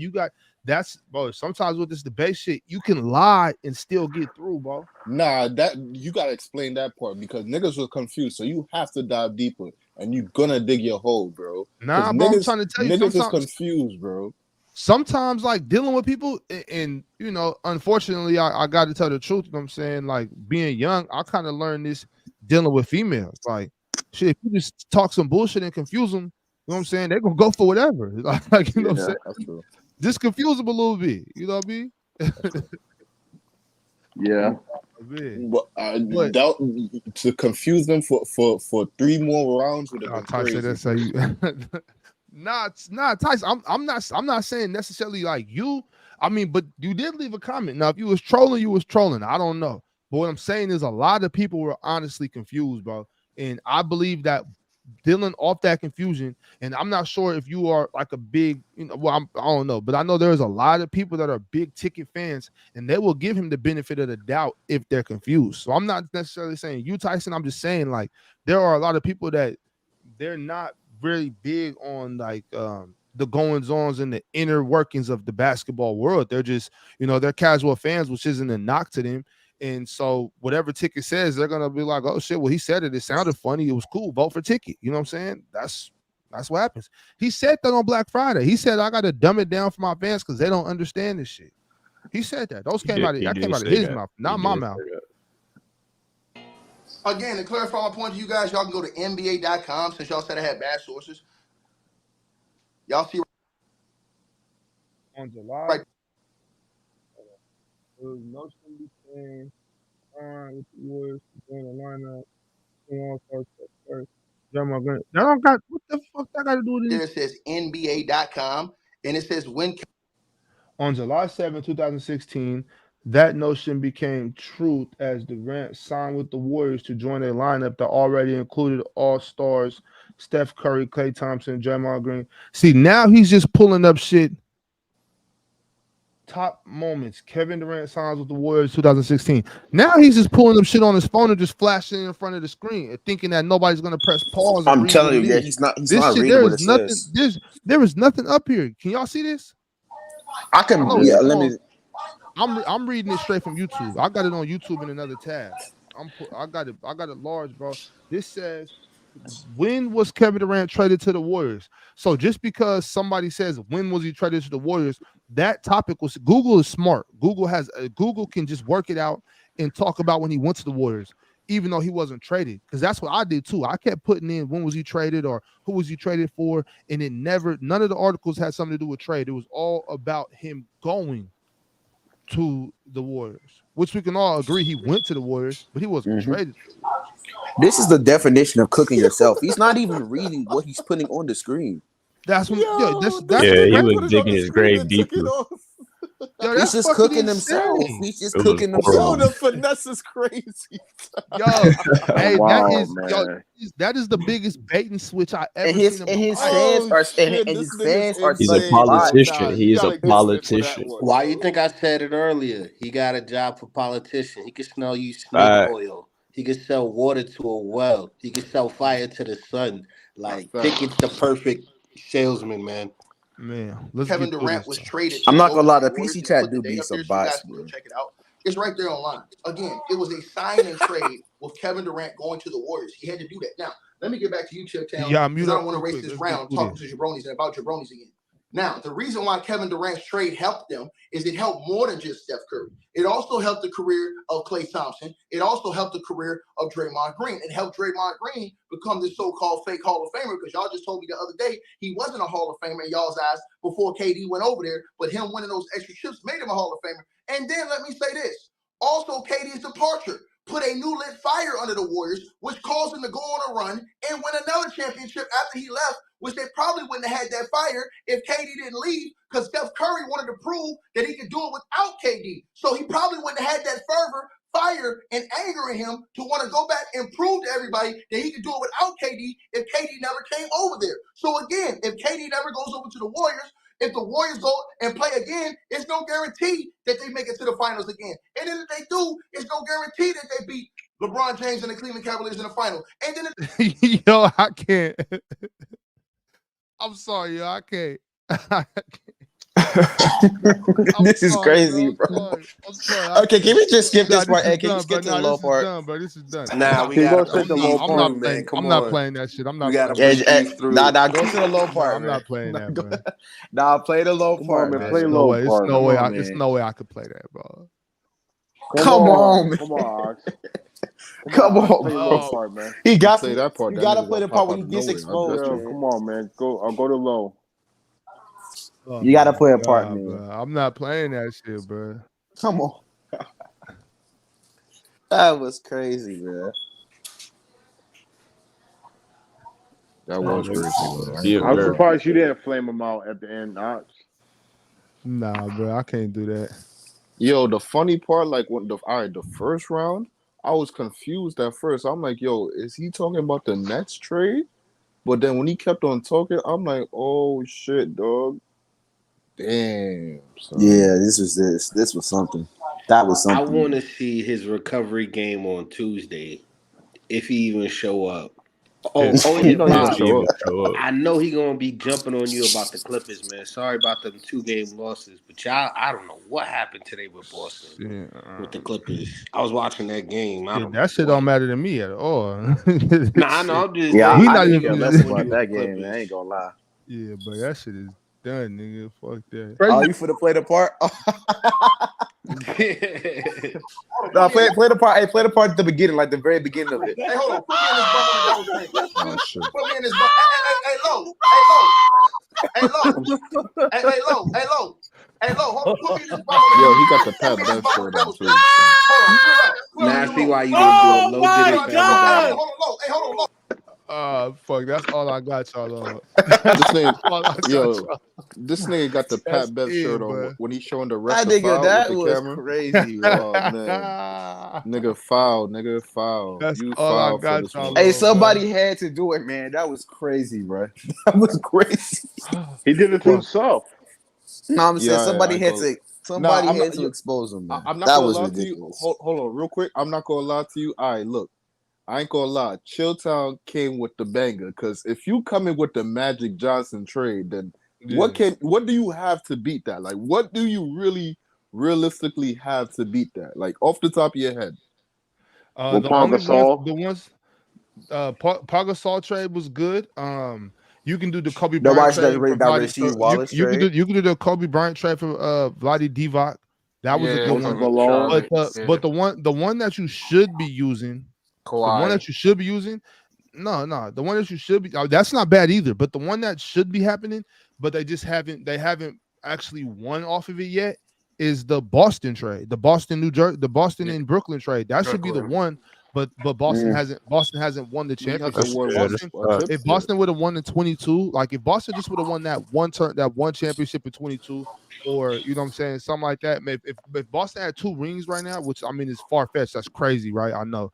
But if they just would have won like one of these past 2 championships, bro, you could have used that one just because I was an incredible fleece job. Like Magic going to the Lakers. I'm not saying like easy. I'm not saying that was a better trade or nothing. I'm not saying that. I'm just saying like those are some of the good trades, you know. Yeah, but you gotta choose something that like a trade that at least brought in at least 2 rings. If you're gonna choose, nigga chose Magic, bro. Yeah, I'm not gonna lie. You know what? They should have never did this. Kobe Bryant. It has to be the Kobe Bryant or the Pau Gasol trade. One of those 2 trades are pretty good. Shit, nigga, even the Shaq trade to Miami would have been. Yeah, I was just about to say that. Wasn't Shaq traded to Miami?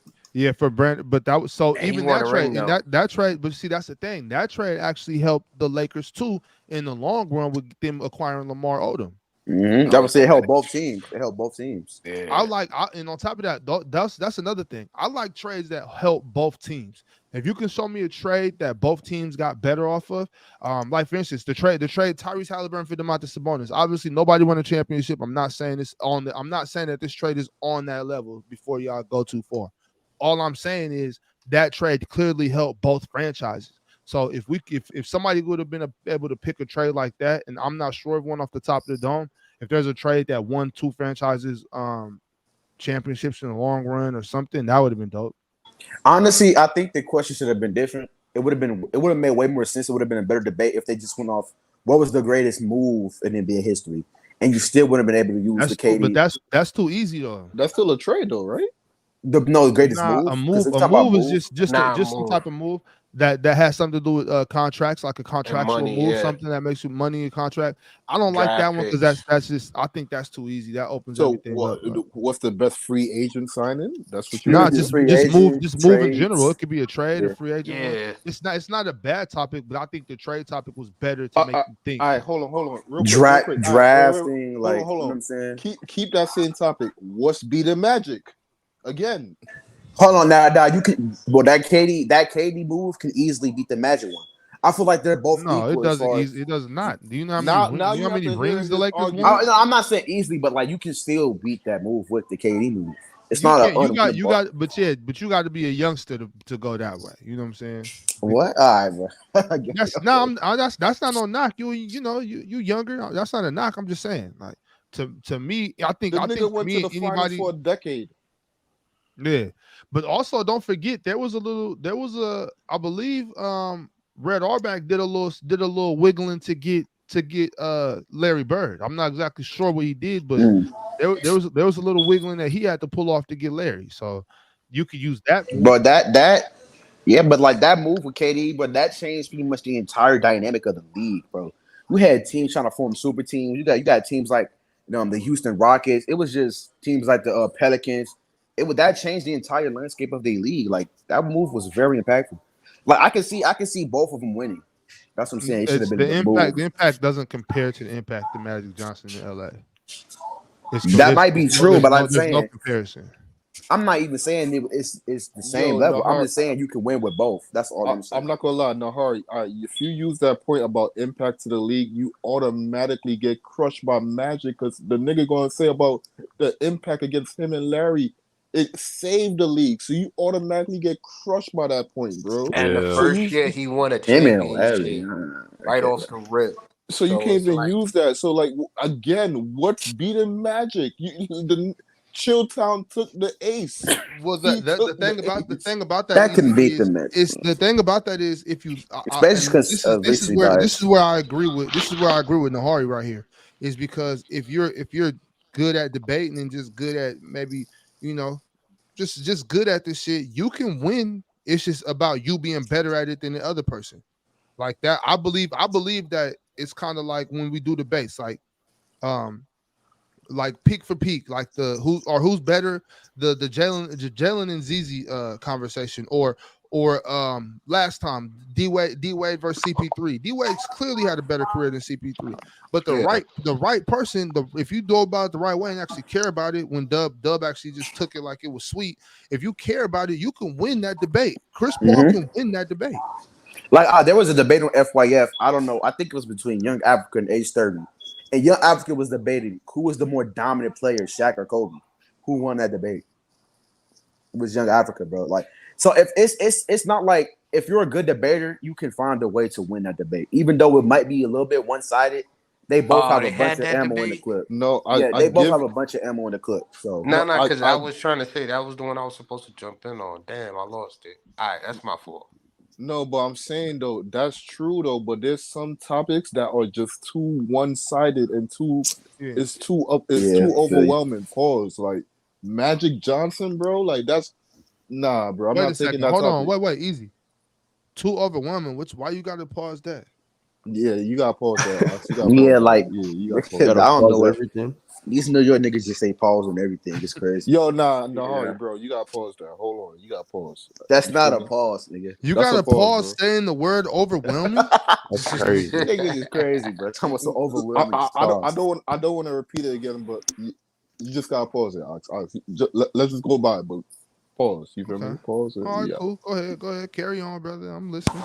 No, but I'm saying though, like that topic right there, I just wouldn't like that topic right there because that right there, like, like we still here right now. Like the best one we got was Kobe, and the nigga said he didn't want to take Kobe. So at that point, what do you got now? Yeah, I feel it. So I the agree with impact on that Ox move. and Nahari because I mean, if you argue shit in a certain way, you could persuade the crowd. Like even Dennis going from San Antonio to the Bulls results in another three-peat. You could have even did the Shaq trade to LA from the Magic. Yeah. If anything, I'm not gonna lie, I'd have fake did what Ox talked about and did that trade to Miami. Because if anything, now you could use two teams to argue your point and be like, all right, these two teams took over for next time period. Yeah, Magic was all right, but these two teams both prospered, and look what they did in the long run. So that, I mean, at that point, you need to use all the ammo you get. Nigga, Magic went to the finals for a decade. The fuck you? How do you But beat the that? thing, but especially in that debate, because did Magic did Chilltown even bring up the rivalry between Magic and Larry Bird? I did not hear him He bring that up. didn't have even to, need to. Nahari. That He didn't shit, even need to. that shit was I'm It was over let after Nigga, the me first stop. Let me round. stop. Let nigga, me stop. I know Chilltown went on he a didn't have to. I know he didn't have to, but still though, he nigga. didn't bring it up.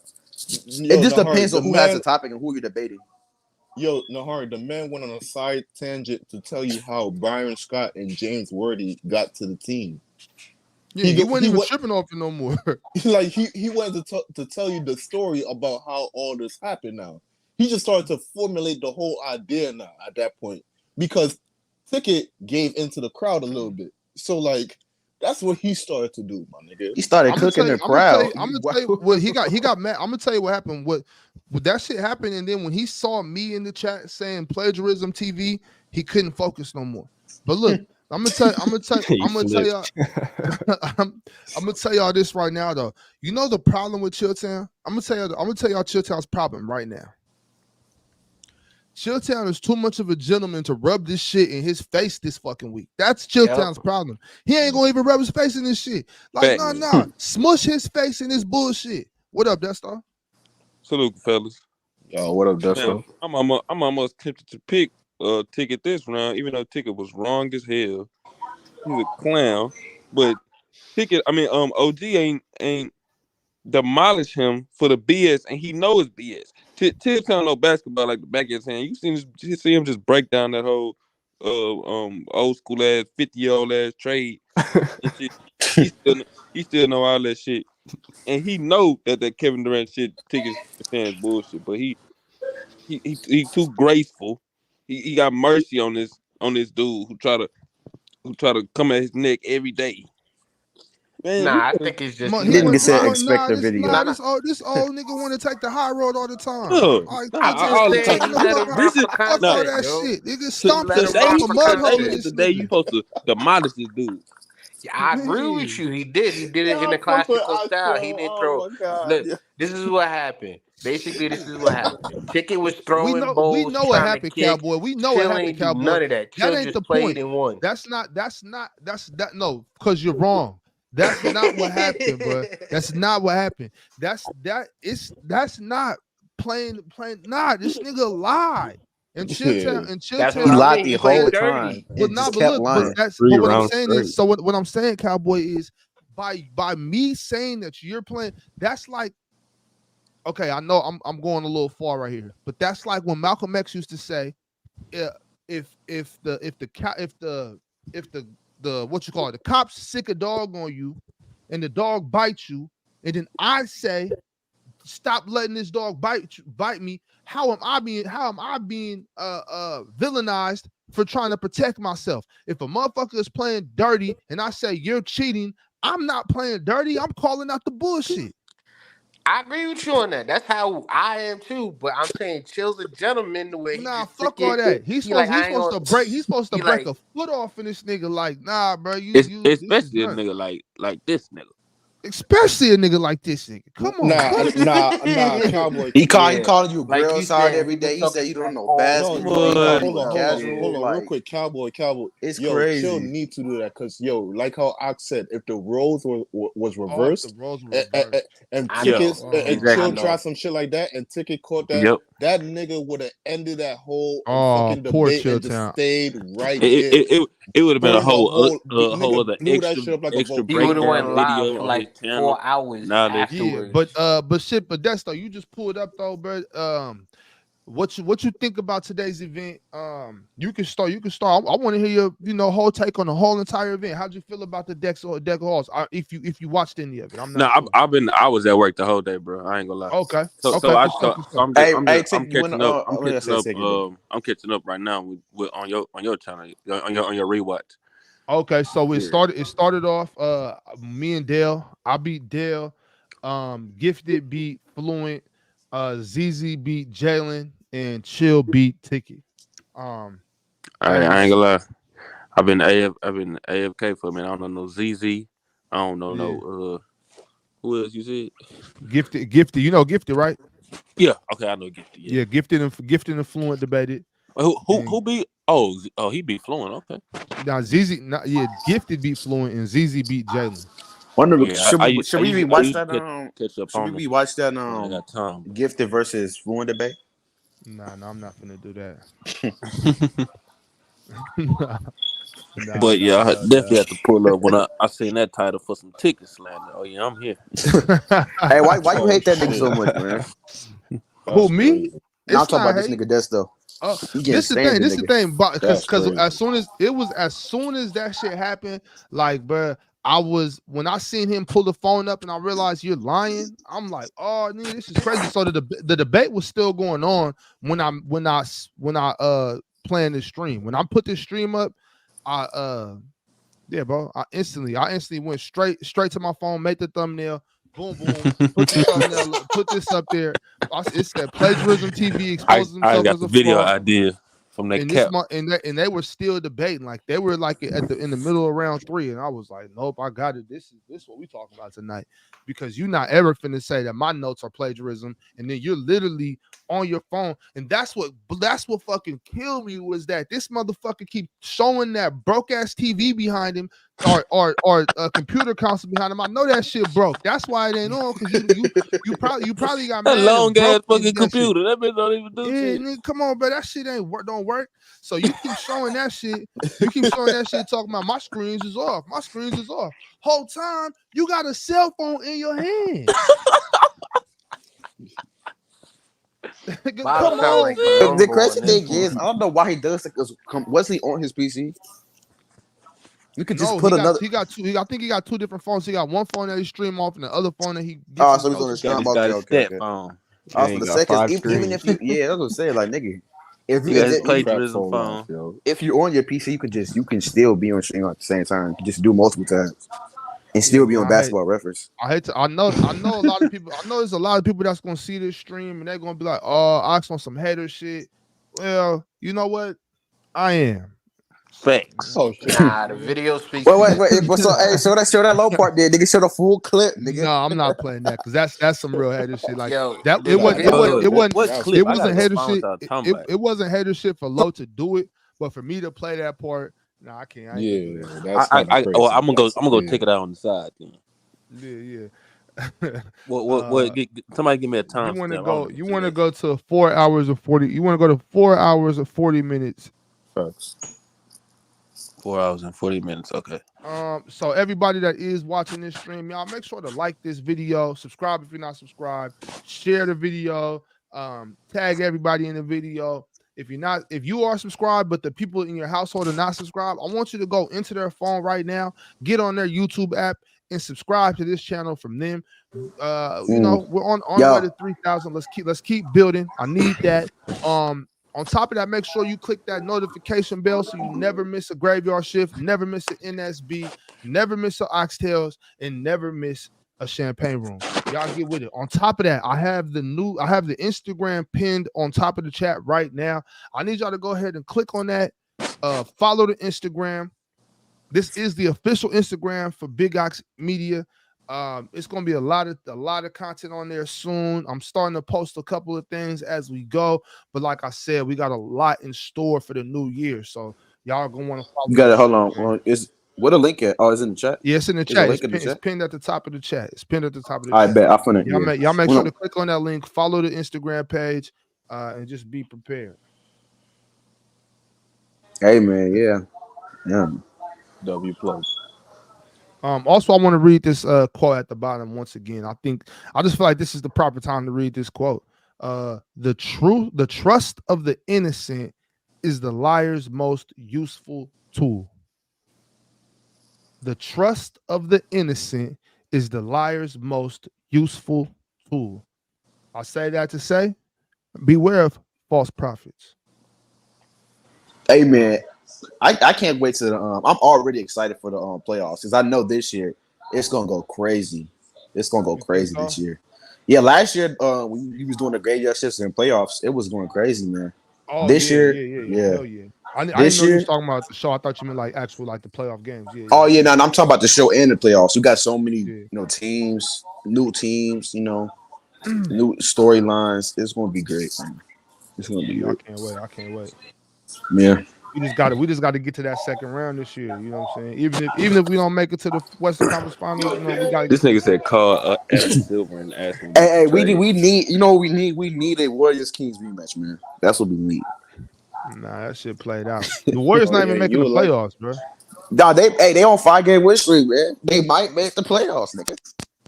Hey, we might make it, yo. Hold it down, yo. Hold it down. I got zero faith. Hold it down, yo. We might make it. Let's just let time. Y'all go to at max be an 8 seed. No higher. You never know what the fuck could happen. You never know. Let's just hold it down and ride it. Oh man, y'all niggas suck. Laughing his ass off. I want to do. Nah, it's kind of funny seeing the Warriors trash, man. It's kind of funny. Oh, but I'm free Steph. Free Steph. That's what I'm trying to say. Motherfuckers ain't trying to hear me just because they, you can't look at it as a fan of the team. You gotta look at it as a fan of basketball and respecting the game and understand that it might be the best thing for everybody involved to trade Steph Curry. To make another superstar. Yeah. You said what? To make another superstar go on the move in the NBA.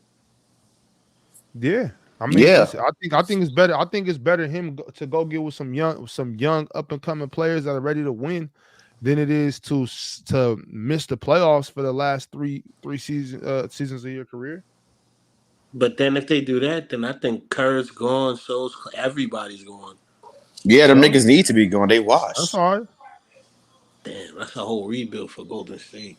They Yeah, need to But what rebuild. team but you look, think but he should go this to? the Like the thing. This the Magic? thing though, Cowboy. This the thing. If you don't do it now, then the rebuild stage that you're setting yourself up for is going to be painful.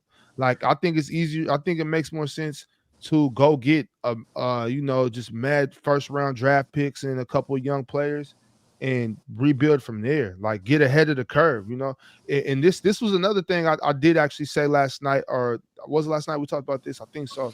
Yeah. You can let go of a bunch of players and go get OG and Pascal and make a push for a championship right now this season. And if that doesn't work out, then you let OG walk, you let Pascal walk, you come off of Chris Paul's contract, you open up all this cap space, and then you still trade Steph Curry for mad first round draft picks. That sets you up for a rebuild like no other move will. That's all I'm saying. Like you have to worry about your franchise. You can't worry about, oh, well, Steph Curry got his 4 rings. Fuck that. He gonna be old one day, and he can't help No, I you agree no with that. more. No, I agree with you on that, but it's like I still believe like they believe in their fans because when Steph Curry won his last championship, they didn't really think that they still had it together. So the fans are just pushing for one more last run with these guys. Really, to be honest with you, that's what One I more think. last run is crazy. They I'm might not Yeah, just but even that's make saying, the like, that's what this I'm year, playoffs. saying. like, You everybody's can do putting that. everything in there because the last championship they won, nobody really saw Golden State coming out and winning it. Yeah, So, but that is true. You are right, but I think that's looking at it like from a sentimental no, standpoint. We And can't be it, that's sentimental that about fan it. base, and like you were at saying. You that can't point be though, biased. they Yeah. weren't healthy though. They weren't actually healthy. No, They're no, but healthy right now, this and is they what I'm still saying. Like suck. that goes to show to Bob's point, like the whole fan base. You can't look at it as a fan or anything like that Yeah, because you that's what can't look at most it people from go as a off fan. of. That's why they argue that point. You got to look at it as, hey, he's up in age. Get your team rebuilt. Maybe it may take you 4 or 5 years, but rebuild and build a better system to where you guys can compete later on. Mm-hmm. Libin Ahmad, appreciate you. Labin Ahmad said, Ox, you got Rob Black Friday. Bounce back with W today. Fire emoji. Appreciate that. I'm not gonna lie. I should make a tier list. I should make a tier list. Post Deck the Halls event. Player Swiss tier list. That's right. That is how Nahari got introduced to the graveyard shift, was making tier lists where he put me behind who did he put me behind? You kidding me Somebody because I put you somebody behind Mookie, nigga. Yeah, you put me Wow. behind Mookie. Wasn't even at this point, Mookie wasn't even on the motherfucking show like that. Nah, at that point he was on the show though. Nah, he had come on the show a if couple if I times. But if I was to make a tier list though, he'd still be on it because he'd still be on football PC. yeah, I mean that's fine. I ain't mad at you. I just felt disrespected.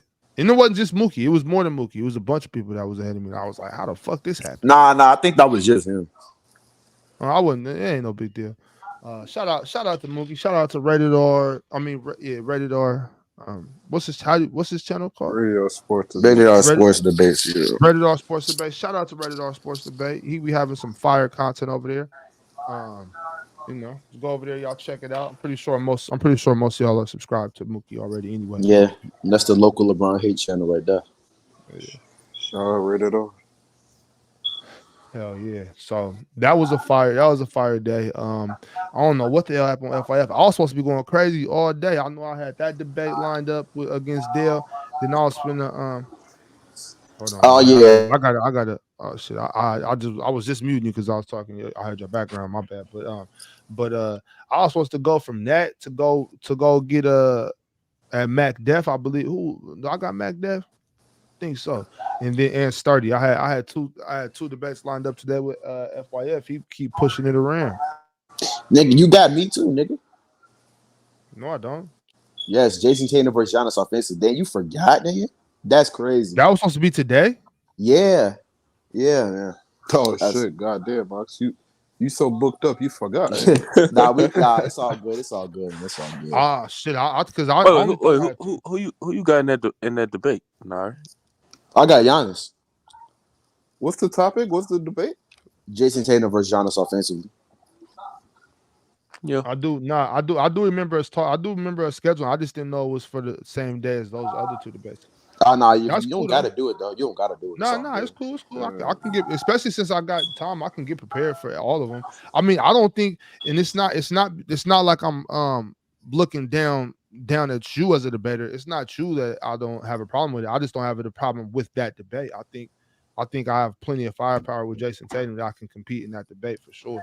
Oh yeah, I don't think it's a one-sided debate on either coin. It's not one-sided, but with that type of debate right there, I'm comfortable with that for sure. Yeah, it's pretty even. I will love say, to hear that one. I love to hear that one. oh yeah, I'm gonna be in my bag, man. Hey, nigga, I'm gonna be taking my notes, nigga. I have no shame in taking notes. Taking notes, dog. Yeah, nigga. What?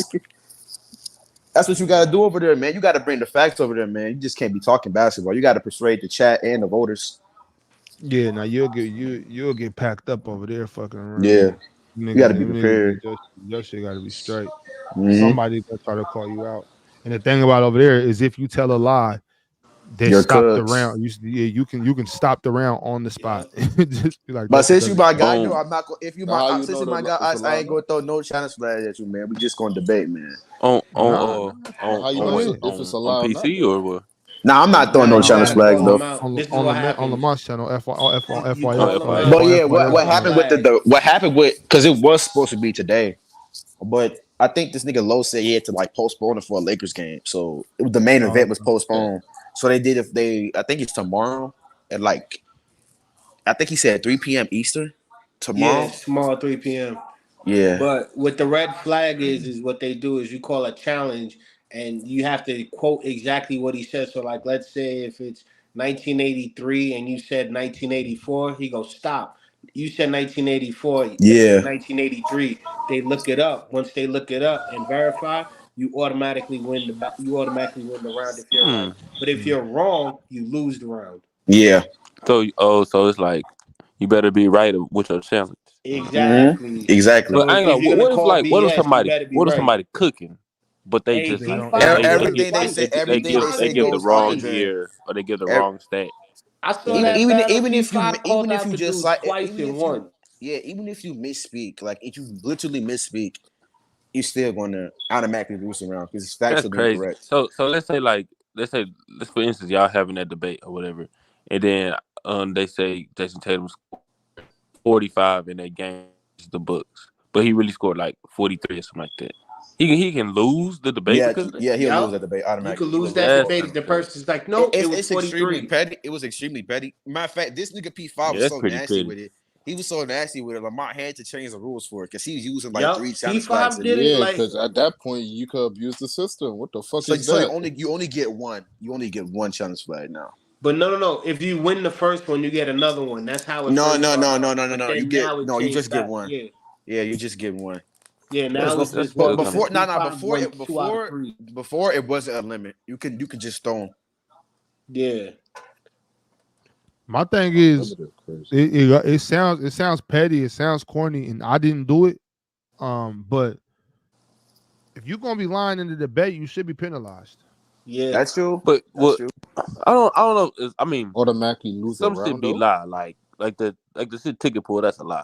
But some shit, you're gonna allow that to go. You could get like a stat wrong or something like that. I don't think that's necessarily.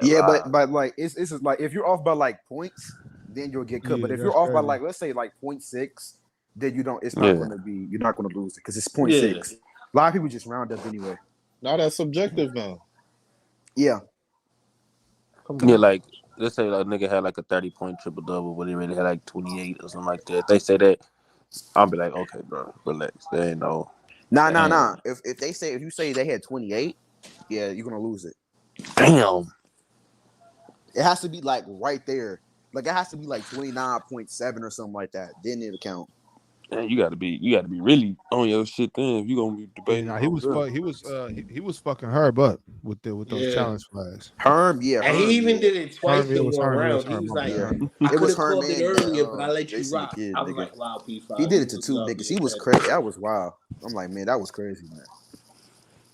Then you're not really debating. You just listening to for me to fuck up. Then you're not debating at that point. That's a form of debate. But I get what you're saying. That's like I don't like when motherfuckers be playing ball and they call carries.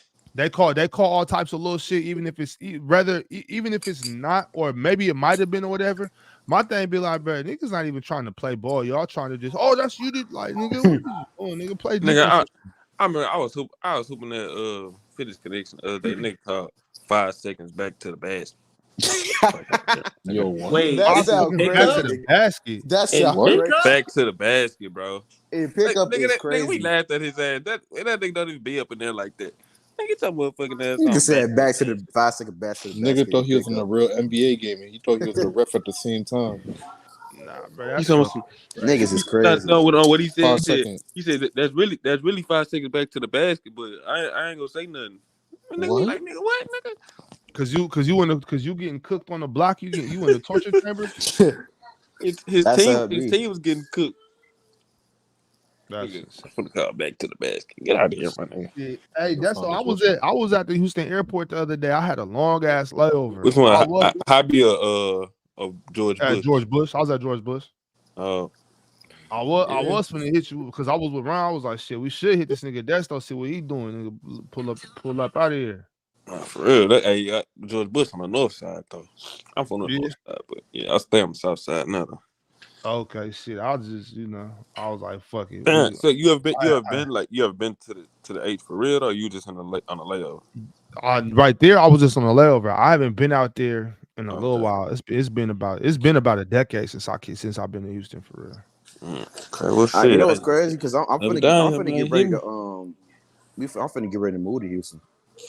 For real? Yeah, because I'm in Vegas right now, and shoot, my people just don't like it here. I So guess many it's too people small. moving down here, bro. Because we used to being like in a big city, so she want to move back to a city. So I'm moving to Houston. What you mean? LeBron James in like 3 years is gonna end up owning like the Las Vegas NBA team. Yo. What you talking about? But and You you know, might as well what's wait, weird? man. It's a That lot of property gonna go it's a up. The lot Las of Vegas Supersonics. Yeah, man. That's what I'm talking about. Like in 3 years, and then that property and everything gonna go up, man. He gonna give Bronny a Superman. Yo, exactly. Yo, I can't wait to see that though. I can't wait to see Bronny and LeBron hooping together. That's gonna be crazy. To be honest with you, I think the last time I even heard of a father and son duo was Ken Griffey Jr. Sr. and Ken Griffey junior Mm-hmm.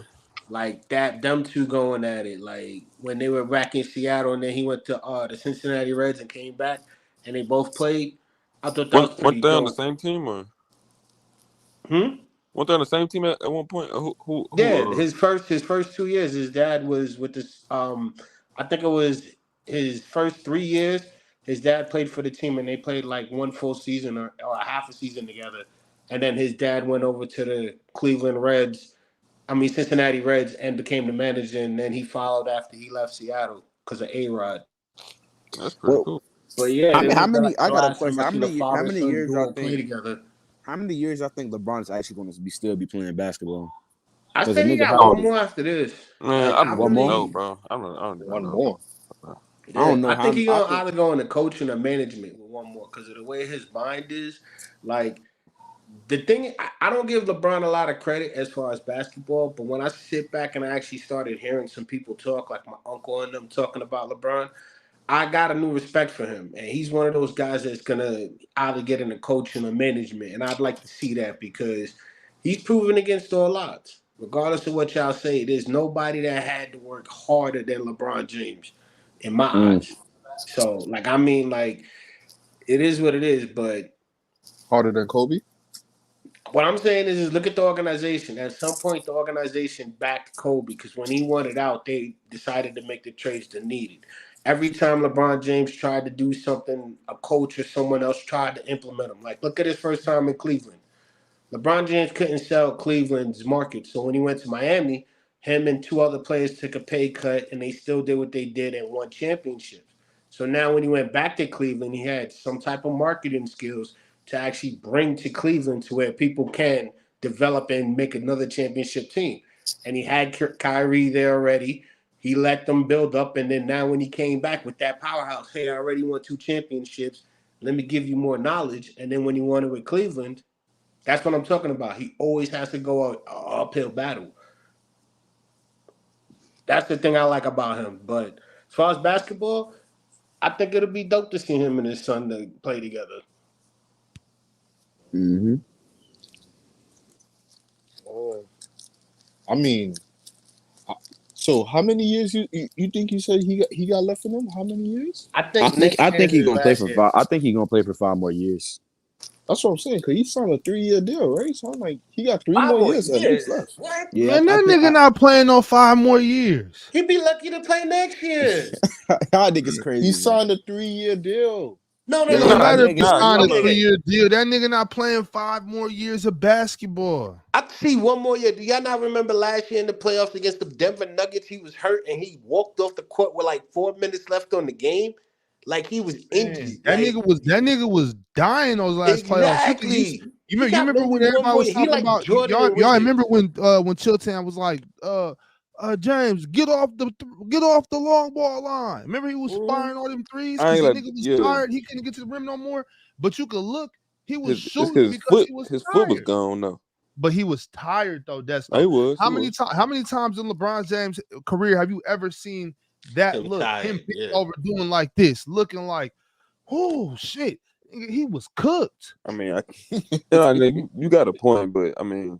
He got. He was still balling. He was still balling. He ended on a high note. He ended what 42 or 44. Like he was. He had 40.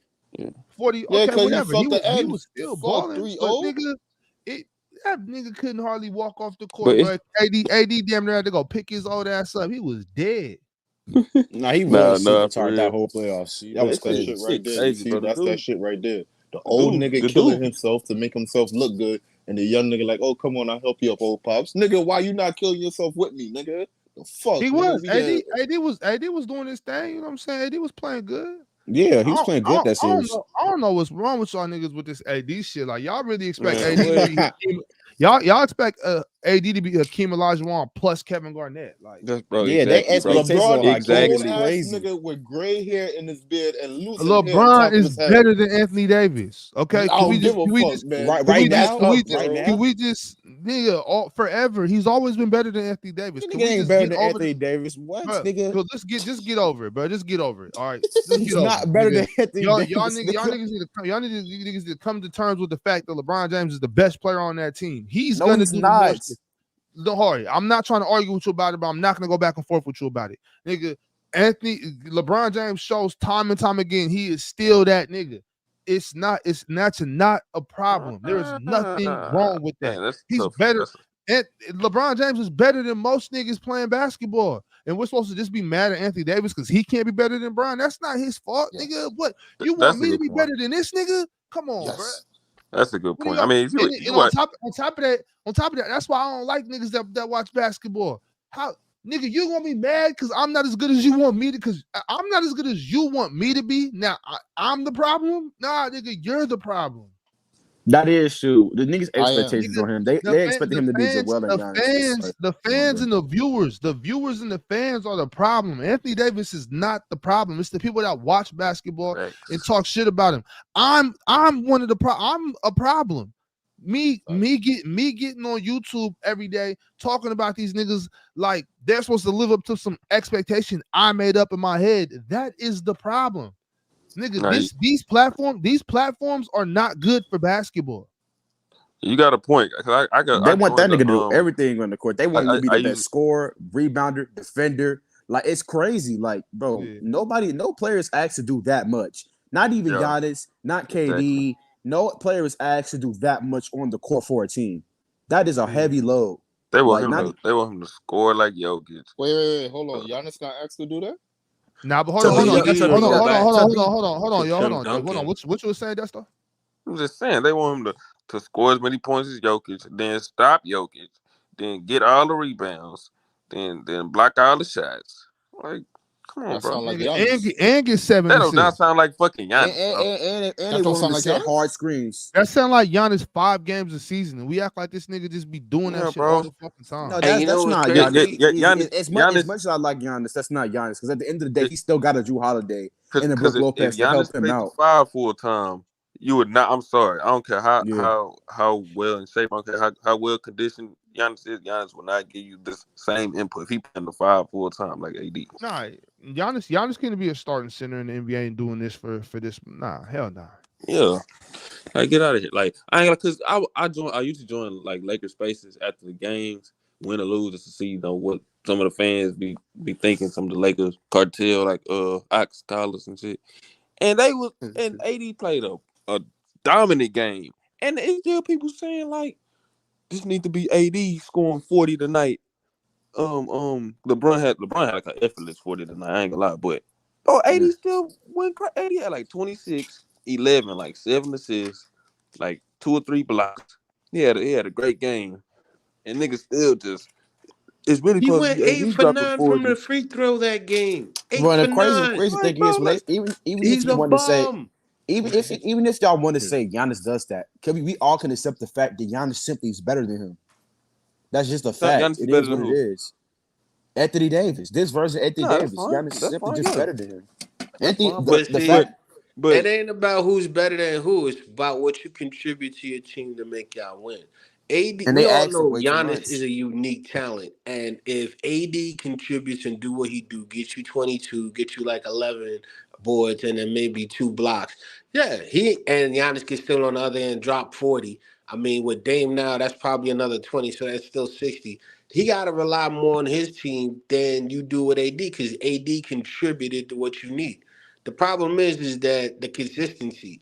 Everybody wants to see him do it consistently, and when he does do it consistently, it's not enough. Oh, he need to be like Embiid. So you want him to average like a triple double, or you want him to have like 6 blocks and like 20 rebounds, like an Andre Drummond type person with the rebounds, but scoring like Giannis? It's impossible. yeah, Stop setting your and goals so high. for his offensive inconsistencies at times. No, none of them players, Embiid, Giannis, and we know Jokic, they don't bring the consistency that AD does bring defensively. they So don't have they And don't he's have the playing load out that of AD has position. defensively. It's like him and Bam. Those are the two anomalies. Like him and Bam, they're both playing out of position. You got Bam at 5, and you got AD at 5 when they're both power forwards. Where AD is lacking in ball handling skills against Bam, you got AD's defense that is better than Bam's. But they both contribute in a way as a 5 that you're like, wow, this is actually pretty dope. But everybody keeps yelling at, oh, Bam should be doing more or AD need to be doing more. Nah, they're doing what they can. You're asking way too much for a guy to play out of position and to be just as good as guys at their natural positions. Like you want a guy who plays forward to be just as good as the top 3 guys, Giannis, Embiid, and Jokic. You out of your mind. Even Sabonis now, I gotta say, because of the way Sabonis has been playing. Bro, come on, bro. Come Nah, on. I'm not even like I'm being real. Like since I heard Ox talk about it, I'm like, all right, Sabonis, whatever, whatever. And I've been looking at it, I'm like, this dude is passing. Like this dude is don't like I'm starting to be impressed by his game. So yeah, I think Sabonis needs to be moved up. You're muted. What's If good, Yeah, if yeah, you're not that's if you're not impressed by DeMontis Sabonis' game, you're simply not watching him play basketball. Exactly. You don't have to be a fan. You don't have Yeah. to think you don't have to think he's as good as I do. By no stretch of the imagination am I saying that. But if you're saying that he's a negative anywhere on the court, if you saying that he's not good, if you're saying he's weak or he's soft or all that type of shit, all that shit, if you're saying that about DeMontis Sabonis, you're just not watching him play basketball. And it's really that simple. Oh no, I wasn't saying that. What I was saying was I the seen only the guy pushing improvement. Like I know what I'm you're saying, impressed. Cowboy. I know what you're saying, Okay. Cowboy. That wasn't Okay. towards you. I'm just saying in general. If people are still trying to make these half-ass arguments about DeMontis Sabonis, it's for one reason and one reason only, and that's because they're either it could be 2 reasons. You're either not watching or you're just a hater. Or both. I love watching Sabonis in the regular season. I don't know, maybe just that playoff series against the Warriors And in that specifically. playoff season, he played good. He got out rebounded. He played good and got out rebounded. I would say I He did. had some good I do moments. think the wrist I injury would say, probably yeah. hindered him a little bit because he was playing on a bad wrist all He season. had like a Now, finger, like a broken finger. Or something. No, yeah, that was De'Aaron. He had broke bones in his hand. His hand was broken. But De'Aaron's finger was broken. Sabonis he obviously have brought a he wrist. brought and That was a shooting hand too.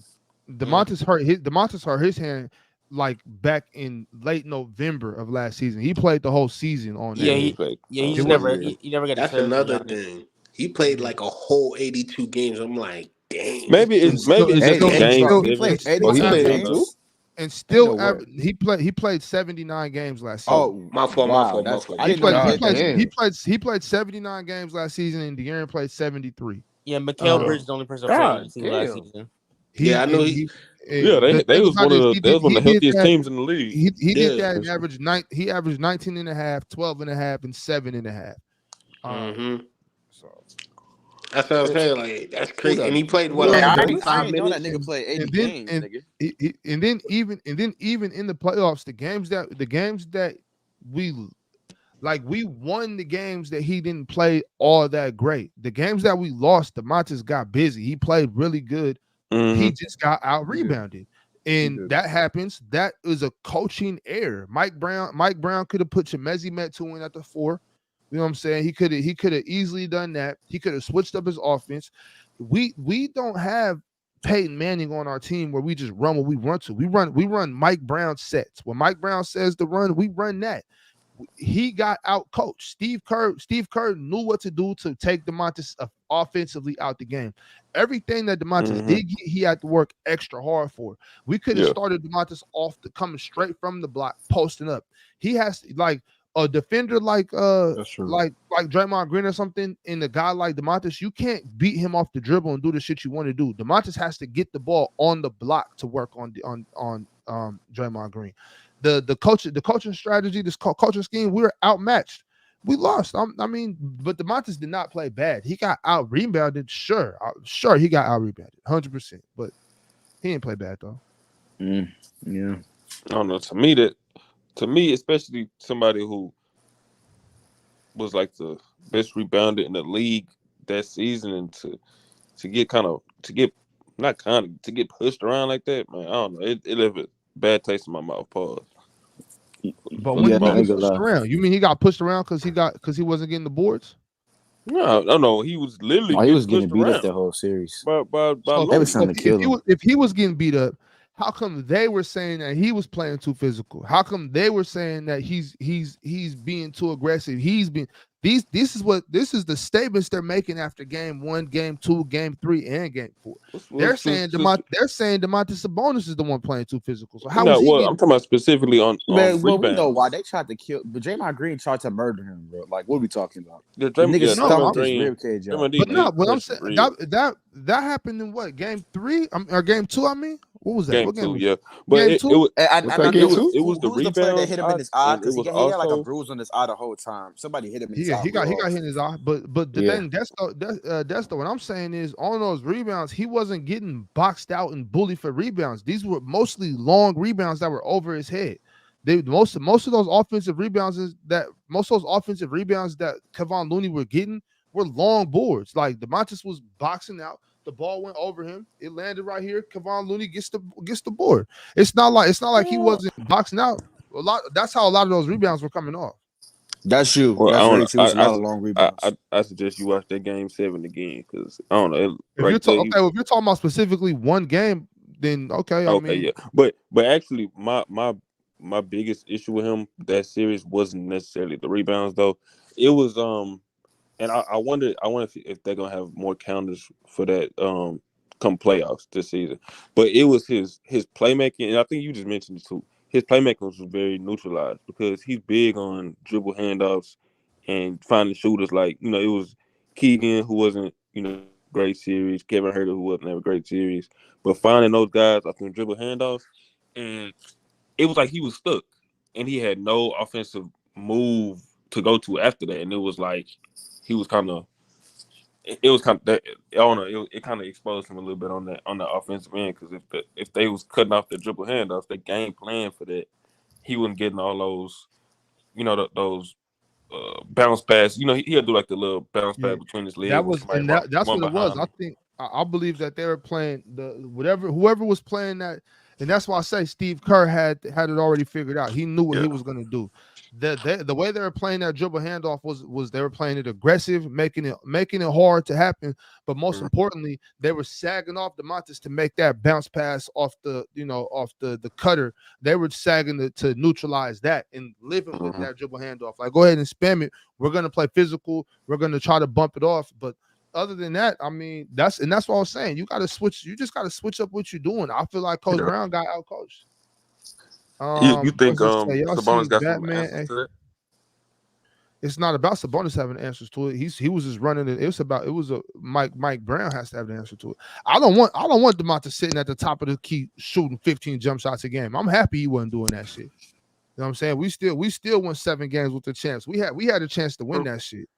So I wasn't mad at it at all. LeBron Ahmad again says, y'all seen Batman, aka Middleton, hooping today? I ain't watched no basketball today, honestly. Yo, yeah, that's the only game I watched because it was early. Yeah, the Bucks are they're tough. You know what's crazy about the Bucks? I don't even like Dame's game, but the way he's just able to contribute consistently, like the 24 points I think he's averaging with the assist and everything, it just played mediocre compared to how he was in Portland, to where he had to always go out and be like the best player.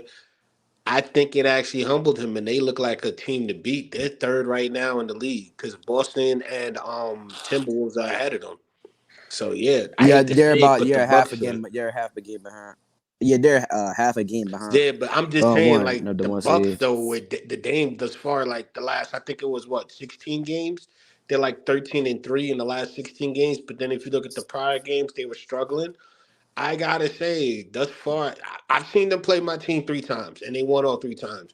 And the margin of winning and the percentage of 3-pointers and who's contributing, like Beasley was shooting his threes. He shot 3 for 4 at the right time.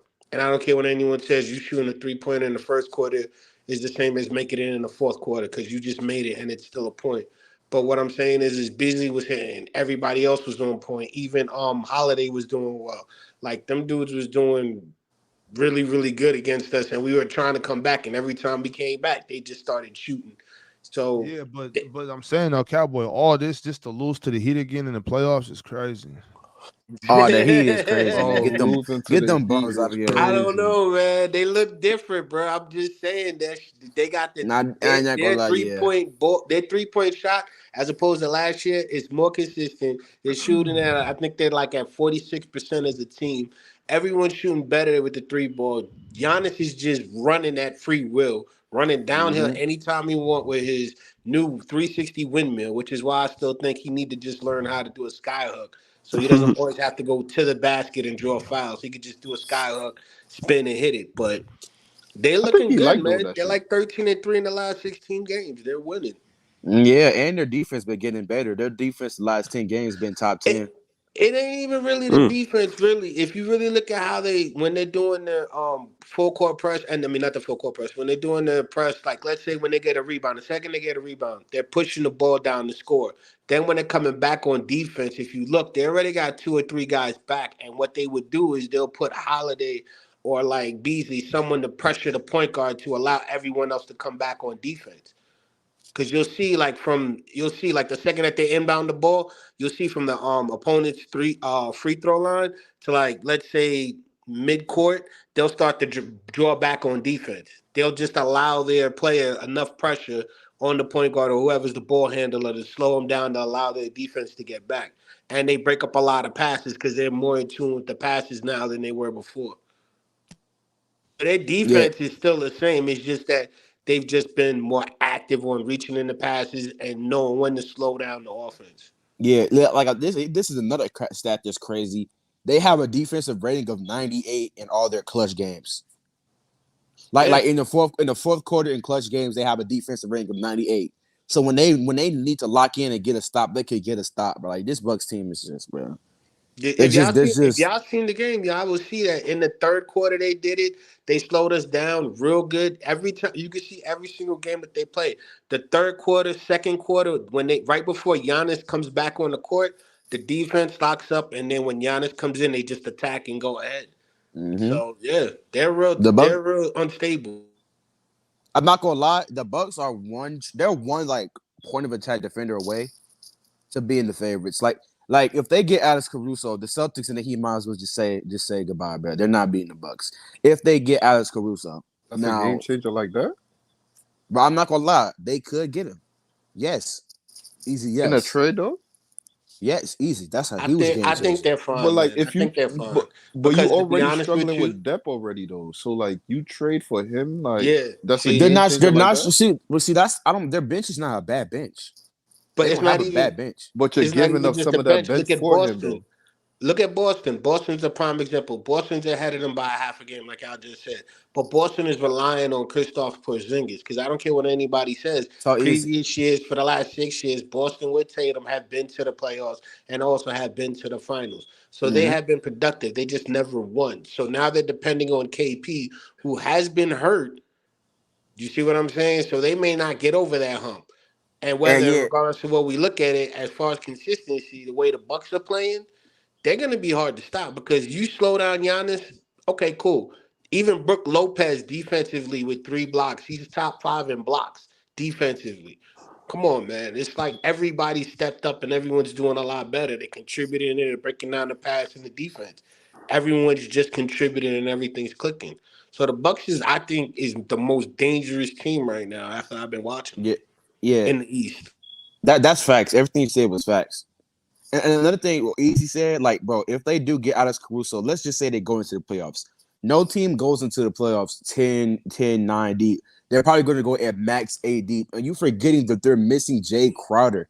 He's been injured the whole season. He was a big part of what they were doing at the beginning of the season.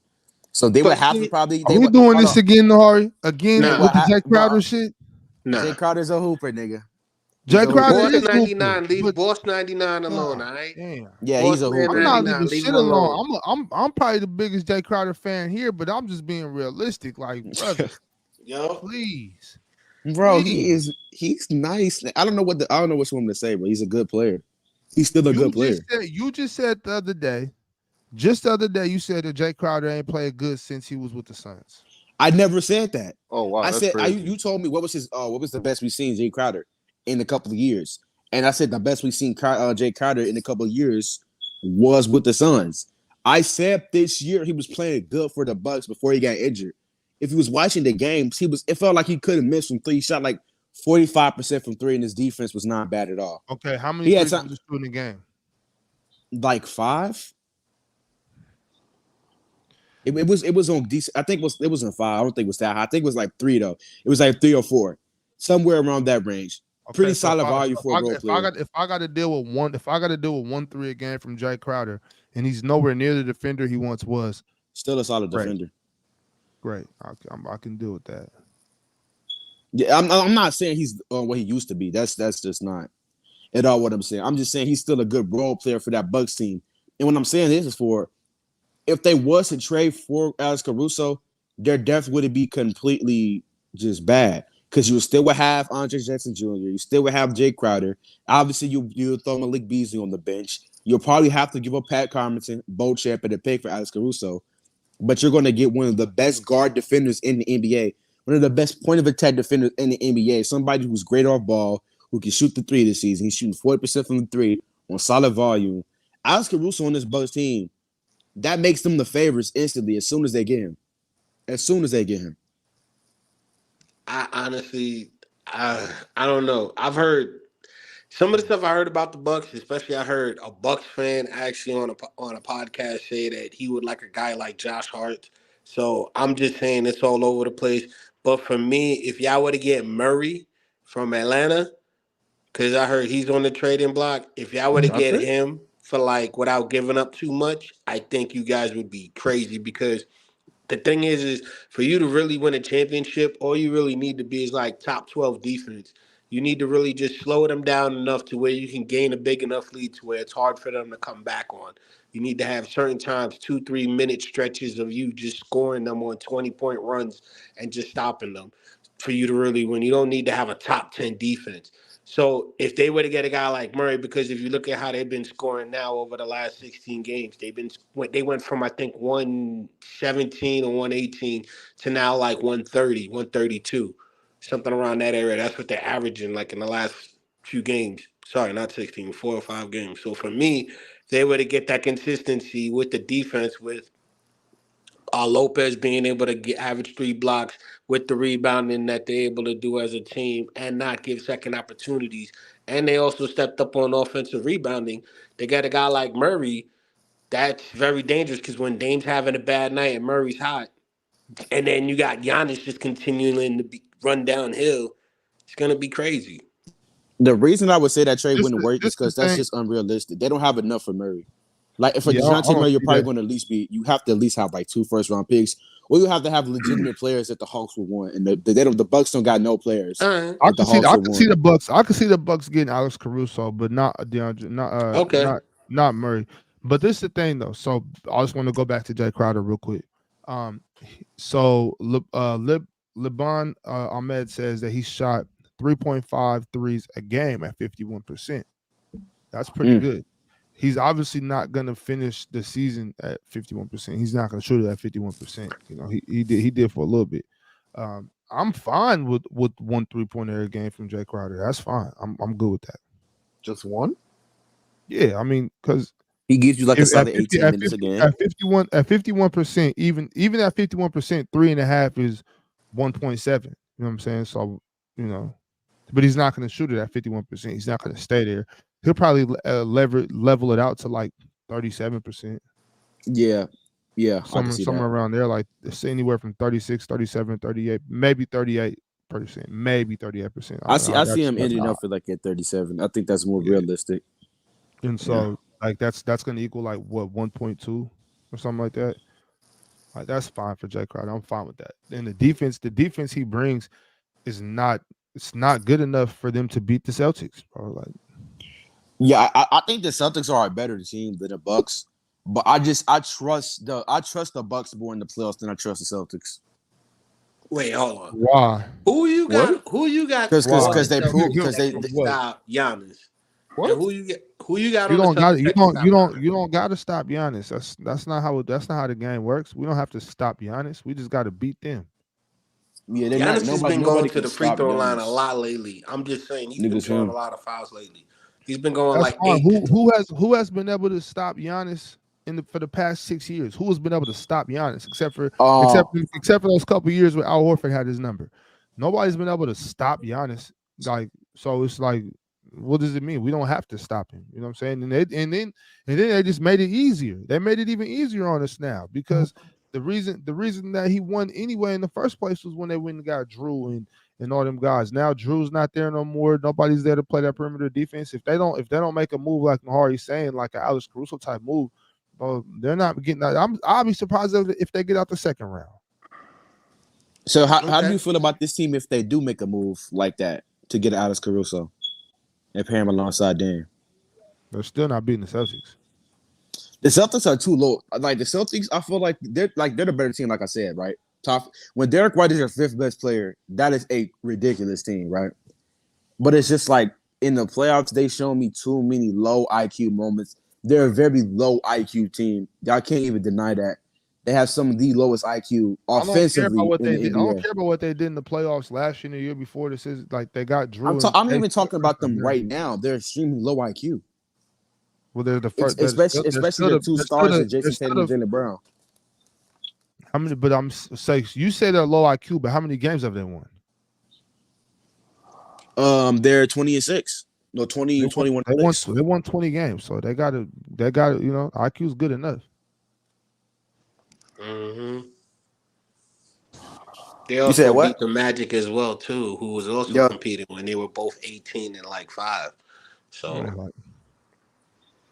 Yo, can you hear me? Yeah, like those are the things. Those are the things I say to stuff like that. Like, last year. So to say at the beginning of this season, before the season even started, everybody's talking about how bad of a coach Joe Mazzulla and Darvin Ham are. But these guys got their teams to the conference finals of their respective conferences. So I don't be wanting to hear that shit. Like, okay, so you said like, what is their stats in the clutch? Especially Jason Tatum and Jaylen Brown's. I don't know what their stats are in the clutch. But this man, especially Jason Tatum, he's not very good in the clutch, and he's not a very good decision maker in the clutch as well. That's just a fact. Same thing with Jaylen Brown. Obviously, I trust Drew Holiday. I feel like he can make proper plays, and I don't know about Kristaps Porzingis yet. He hasn't really proven to me that he can. That's why. Wait, But that's what? the thing. These guys are supposed to be their star players. You have Drew Holiday and Derek White to do the thinking. Like let these two niggas do the thinking. Y'all just play basketball. Okay. You said you don't believe in Kristaps Porzingis. I said I don't know what to believe in him right now because he hasn't shown me anything in the playoffs yet. Oh, he in the hasn't shown playoffs, me. my fault. Okay, Yeah. okay. I think Kristaps Porzingis is a great player. He's a phenomenal player. And that's another thing. I don't really buy into all that. What are you gonna do in the playoffs talk? Like, Yeah. If you a hooper, you a hooper, bro. I don't buy into all that playoff dropper this and all that type of shit. I don't have those type of conversations. I'll listen to those conversations. I don't partake in those conversations very often. I'm not trying to discredit him as a player. I'm just saying he has to. I'm talking about in the clutch as a decision maker. He hasn't shown me anything like that yet. So I'm not going to say if he's a bad decision maker or a good decision maker right now because he hasn't shown me anything yet. Yeah. I'm not trying to discredit him as a player. Like playoff transition topics aren't something I partake in unless I'm getting boxed up. Like if I'm getting boxed up and I have to jump on that, I'll do it gladly. But I don't really pay too much mind to those type of topics. Or like I don't know. It's something about it. I just don't like it. It rubs me the wrong way, personally. Because if you're a hooper, you're a hooper. And you know. I don't have a problem with it. It's just long like you gotta so you can't just say somebody is simply better than somebody else by just purely going off the playoffs. You gotta kind of break down their game first, then go off the regular season, then go to the playoffs. You gotta use all. You can't just use one part of the game. You gotta use everything. Regular season, break down their game, and the playoffs. You know what I'm saying? They do the same thing with Jamal Murray. They judge him strictly off the playoffs. It's crazy. You have a deep hatred for Jamal Murray, don't you? That's a fact. I don't hate. No. I love Jamal Murray's game. I just hate the people who overrate him. But you know how you can like a player but hate the fans of the player. Yeah, for sure. That's how I feel about Jamal Murray. Yeah, but your shit turned to pure hate though. I don't hate Jamal Murray. I don't hate no. Hold on, y'all. Listen to this nigga. Yo, is that Desto? Yeah, it's Desto. Is this nigga snoring? I'm right here. No, I'm right here.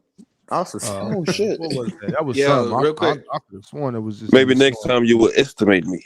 I was gonna say to the Kristaps point. I was gonna say the 20 games that Kristaps has played, he's giving you basically 20 points, 52% from the field, giving you 35% from the 3-point range, and 83% from free throw.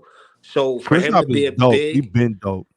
Do you see what I'm saying? Like, you can't sit here and tell me that that's not good numbers. And regardless of playoff contention, he's helping them because Boston's already that team. I never said he wasn't a good player for the last 6 years. This is what I said. I said I'm not going to judge if Kristaps Porzingis is a good or a bad decision maker in the playoffs because he hasn't shown me anything in the playoffs yet for me to make that decision. That's what I said. I never said he was a bad player. He's a great player. I'm just saying him as a decision maker in the clutch, in the playoffs. He has never shown me anything yet, so I'm not going to judge him with it. I'm not going to say he's good or I'm not going to say he's bad. What you think about that Dallas year before he got hurt? Chris Pops, bro. Okay. It was just, but easy. That was like Luka and Rick Carlisle. They was trying to just stick my man in the corner, like watch Luka play. That shit was weak as fuck. I don't really. They did with Melo when he was. What about that? Kristaps is so much better than that. Yeah, they did the same thing when he was in New York. When we drafted him in New York, he basically was stuck in the corner because they wanted Melo to do his thing, and they tried the same thing in Dallas. But there was one game in the series where Luka got hurt and it was KP playing it, and they switched up their game plan, and they gave KP the ball, and he was balling, my nigga. That's because he a baller. That's what he. Now KB is a baller. He's a baller. He could ball.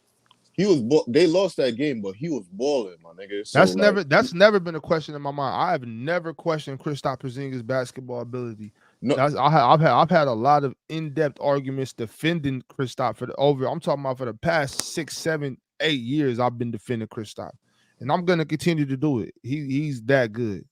As soon as they made that, he's not a first option on a championship team, and there's nothing wrong with that. He is, but at the third, like to be the third option, sometimes anywhere from sometimes he might be the first option some games, depending on who you're playing, right? But to be mostly like a third option type guy, he's one of the best third options, if not the best third option in the NBA. Behind Tatum and Brown, that's sick. Because all he got to do is just, I could draw you out 35% from three as a center. That's but that's the thing. He can get at you in the paint though. He's not just no stretch. He's not just he's no also stretch. I'm gonna shoot a bunch of threes a game. He will do that. And he'll bang on you too, like nothing. He can get you on the block. He can get you in the mid post, mid range, all of that. He will bang on you like nothing too. Pause. Now his mid range is do underrated. pretty much everything on the court. Like his mid range is mad. His mid range is underrated, man. He has a really good mid range game, especially at the post, bro. His post fade. Hey, hold up, y'all. I'll be right. Yeah, he has a side fade shot that's good. He also has a good spin move under the basket and up and under. I've always liked Kristaps, but it's just, man, I wish we really used him in a different way when he was with the Knicks. But it is what it is. The unicorn lives again. Yeah, the Knicks are just. You know what the Knicks need? Nothing. To be honest with you, y'all need something because y'all not gonna ever win a championship this core, especially with Julius Randle on your team. Y'all need to trade for that number, that 1A type of a guy. Like this guy can lead my team to a championship, and y'all need to make Jalen Brunson the second best player on that team. I'm gonna say this: out of all the other 29 teams, everyone's looking for that one superstar to get you over the edge, and out of the top, let's say 10 teams, there's probably 8 of them that has probably one or more of them. So for us to go look for there's a couple teams that got a couple of them. The edge, we're going to give up too much. So what the Knicks need to do is, and I'm only going to say this once because I know this ain't a Knicks broadcast and everybody hates the Knicks. They need to play old school style. Bare knuckle basketball. Keep chipping at the lead, like when we were doing against the Bucks today. If you look in the second quarter, we were chipping at the lead and we were trying to come back, but then Mikal Beasley started hitting his threes. He went 3 for 4. Then we were down by 12 all of a sudden. Then we tried to come back again in the early of the third quarter with a different rotation, and it was working with quickly. Boom. That's what I'm talking about. We got to keep chipping. RJ's been missing his shots. Nah, are you telling me? Nah, hold on, Cowboy. Are you telling me you trying to bank on a lucky year? No. I've always said my Knicks team, is progress. In the last 4 years, I want to be in the playoffs 3 of the next 4 years because it's only been twice with Brunson and Randall. We've only been in the playoffs twice with Tibbs, but we've improved. I'm expecting Eastern Conference Finals. I'm not expecting us to find a player because, one, they're in too high of a demand. Any superstar player you point at, we're going to have to give up the farm for because we're New York and we always got to pay the New York tax. I don't know what it is, but nobody's going to willingly come here the way it is. That's why I said we need to just play it out.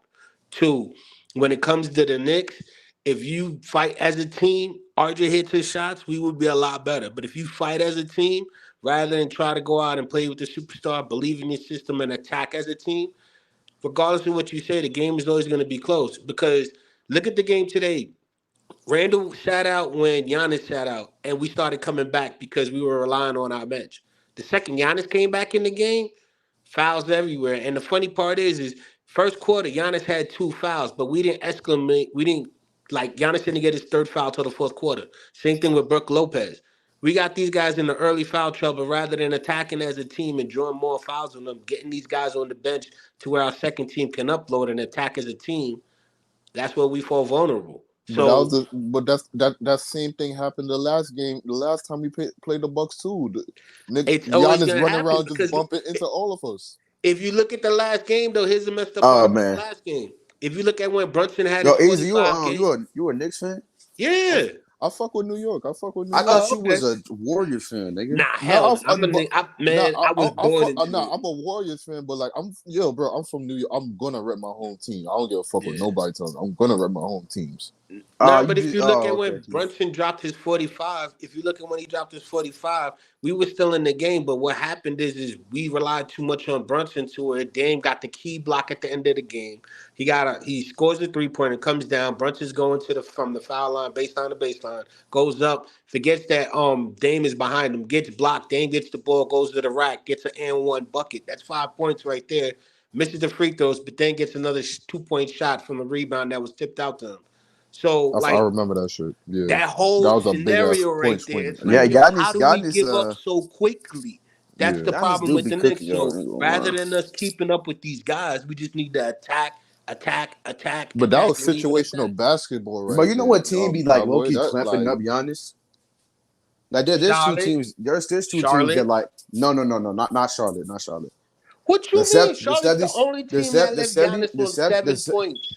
hold on, bro. Hold on. You got the Charlotte. 76ers, bro. I don't know why, but this nigga Joel Embiid every time he match up with Giannis, this nigga Giannis just can't score in the paint on the nigga. That's one team. What you mean you And you don't know got the why? bro. Yeah, he just can't. He can't hit layups with him. He But just can't. but like why? What do you mean you don't know why? Hey, it's not. Joel Embiid is a good defender, but he's not like Giannis. Giannis be like he cooks Rudy Gobert more than he cooks It's Joel not Embiid. a coincidence, Nori. Giannis do have some games against Joel Embiid where he absolutely kills him. But like, so now all of a sudden, but the second no. I'm saying Joel Embiid does the best job at guarding Giannis. I'm just saying. Okay, so give Joel his credit. Stop talking about. No. I'm giving him his credit. I'm just saying he just doesn't like. I don't know. He just cannot. He can't make layups when he goes to the 76ers. I know that's obviously because they have elite reputation, Joel Embiid, but it's just like, bro, like that's crazy. He just can't score on them. Like he cooks Rudy Gobert more than he cooks Joel Embiid. Ain't that crazy? Is Joel more physical on the defensive end? Yeah, More physical. I don't know if he's more physical. I was gonna say Gobert is the heaviest set. I think Gobert is heavier set than Embiid, but Embiid is lighter on his feet. That's why Giannis has a harder time with him because he has a guy who can keep up with him with the footwork, but is a little bit or not as strong as he is. Like they're pretty much on the same level as far as strength. So like Embiid gives it to him, no homo pause. But it's like that's why I see that because honestly, to tell the truth, I don't think anybody can stop Giannis except for Giannis. But I'll go back to the game with him and Charlotte a few years ago. He got 7 points and fouled out the game. And Charlotte didn't even have ball. They didn't even have Brandon Miller because this was last season. So I don't even know how they did that, but I've seen games where Giannis is just fouled out of games or done something crazy to get himself out of it. That's the only way you can really stop him.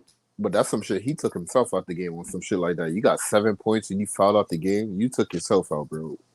Yeah, that's what I'm saying. Like that's how you gotta attack Giannis, and I think Embiid because of his physicality, and not just that, also with the fouls. Because when they go back on the other end, you see Embiid when he gets in a post move and does his underhook, and then spins around and then fades off. He always seems to get that call the second he fades off because he'll go straight up with Giannis, but everybody else you'll see him fade out and try to kick out his feet to where the landing messes up and he gets the foul call. So for Embiid, he's getting it, and he's gonna get pause. He's gonna get those calls when he plays against Giannis, and that's gonna frustrate Giannis, and that's why I think Embiid also gets an advantage over Giannis. So wait, who y'all got? I'm gonna ask all y'all. Desto, you still there, Desto?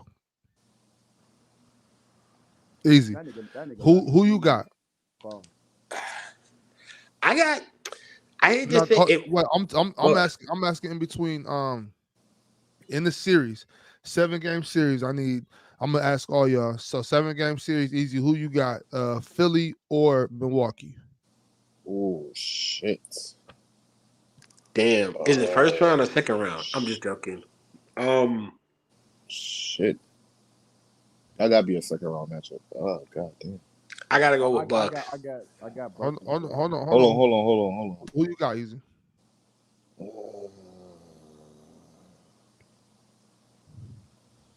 I'm gonna go with the Bucks. Okay. And Cowboy, you said Milwaukee too? Yeah, Bucks. What about you, Nahari? Bucks and 6. Bucks and 6. Okay. Yeah, that's 6? 6? Yeah. I see 7 games. Remember, Harden ain't there now, so yeah, but Maxey they can't right be there, blowing though. no 3-1 leads. Maxey's good, but he don't got the off-ball shot creation that they really truly need. and especially in the playoffs, they're going to need consistent shot creation out the isolation and the pick and roll. They don't have that. Wemby is great and all, but the Bucks do have the personnel to slow him down with a Giannis, with a Bobby Portis, with a Brook Lopez. They can slow him down in that series. Now, obviously, I think Giannis is going to struggle as well, but I think Giannis will figure Wemby out. I'll give him like maybe 2 games to figure him out. Okay. Well, that's fair. Shit. It is 2 a.m. Or out here, so I don't know what time it is, depending on where y'all are. But that we have reached the 3-hour and 20-minute mark of the show. I think it is best to go ahead and shut it down now. Go New York, go New York, go. Yeah, hell of a show. Got to recap a lot today. Hope y'all enjoyed, everything that there was. Real quick, I want to tell this quote again. It says, "The trust of the innocent is the liar's most useful tool." So y'all beware of false prophets. Make sure that you like this video on your way out if you didn't like it on your way in. Subscribe if you're not subscribed.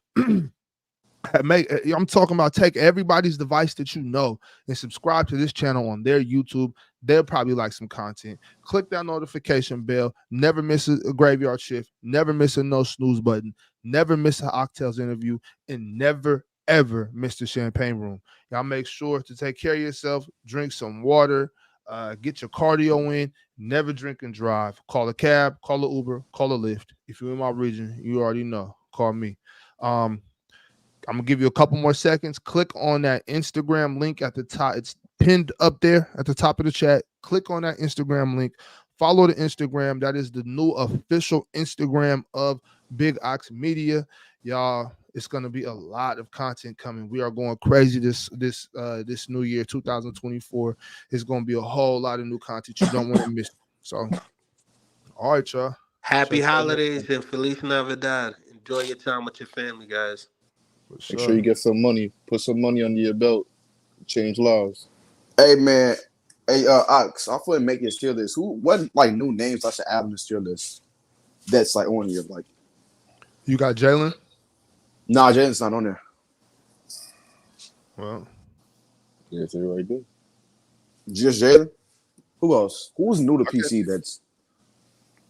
I don't know. Should I add Gifted on that? Nigga? I probably should. You got to put ZZ now. Because I mean, ZZ barely be on there. I can't do that. But ZZ got Lakerland. ZZ got Lakerland. Oh, he do got that. Oh, I forgot about that. I forgot the Lakers debate too. So I mean, I'll slap him on there. I ain't know the nigga had a whole show. Yep, ZZ was on Lakerland. Gifted is on what's that?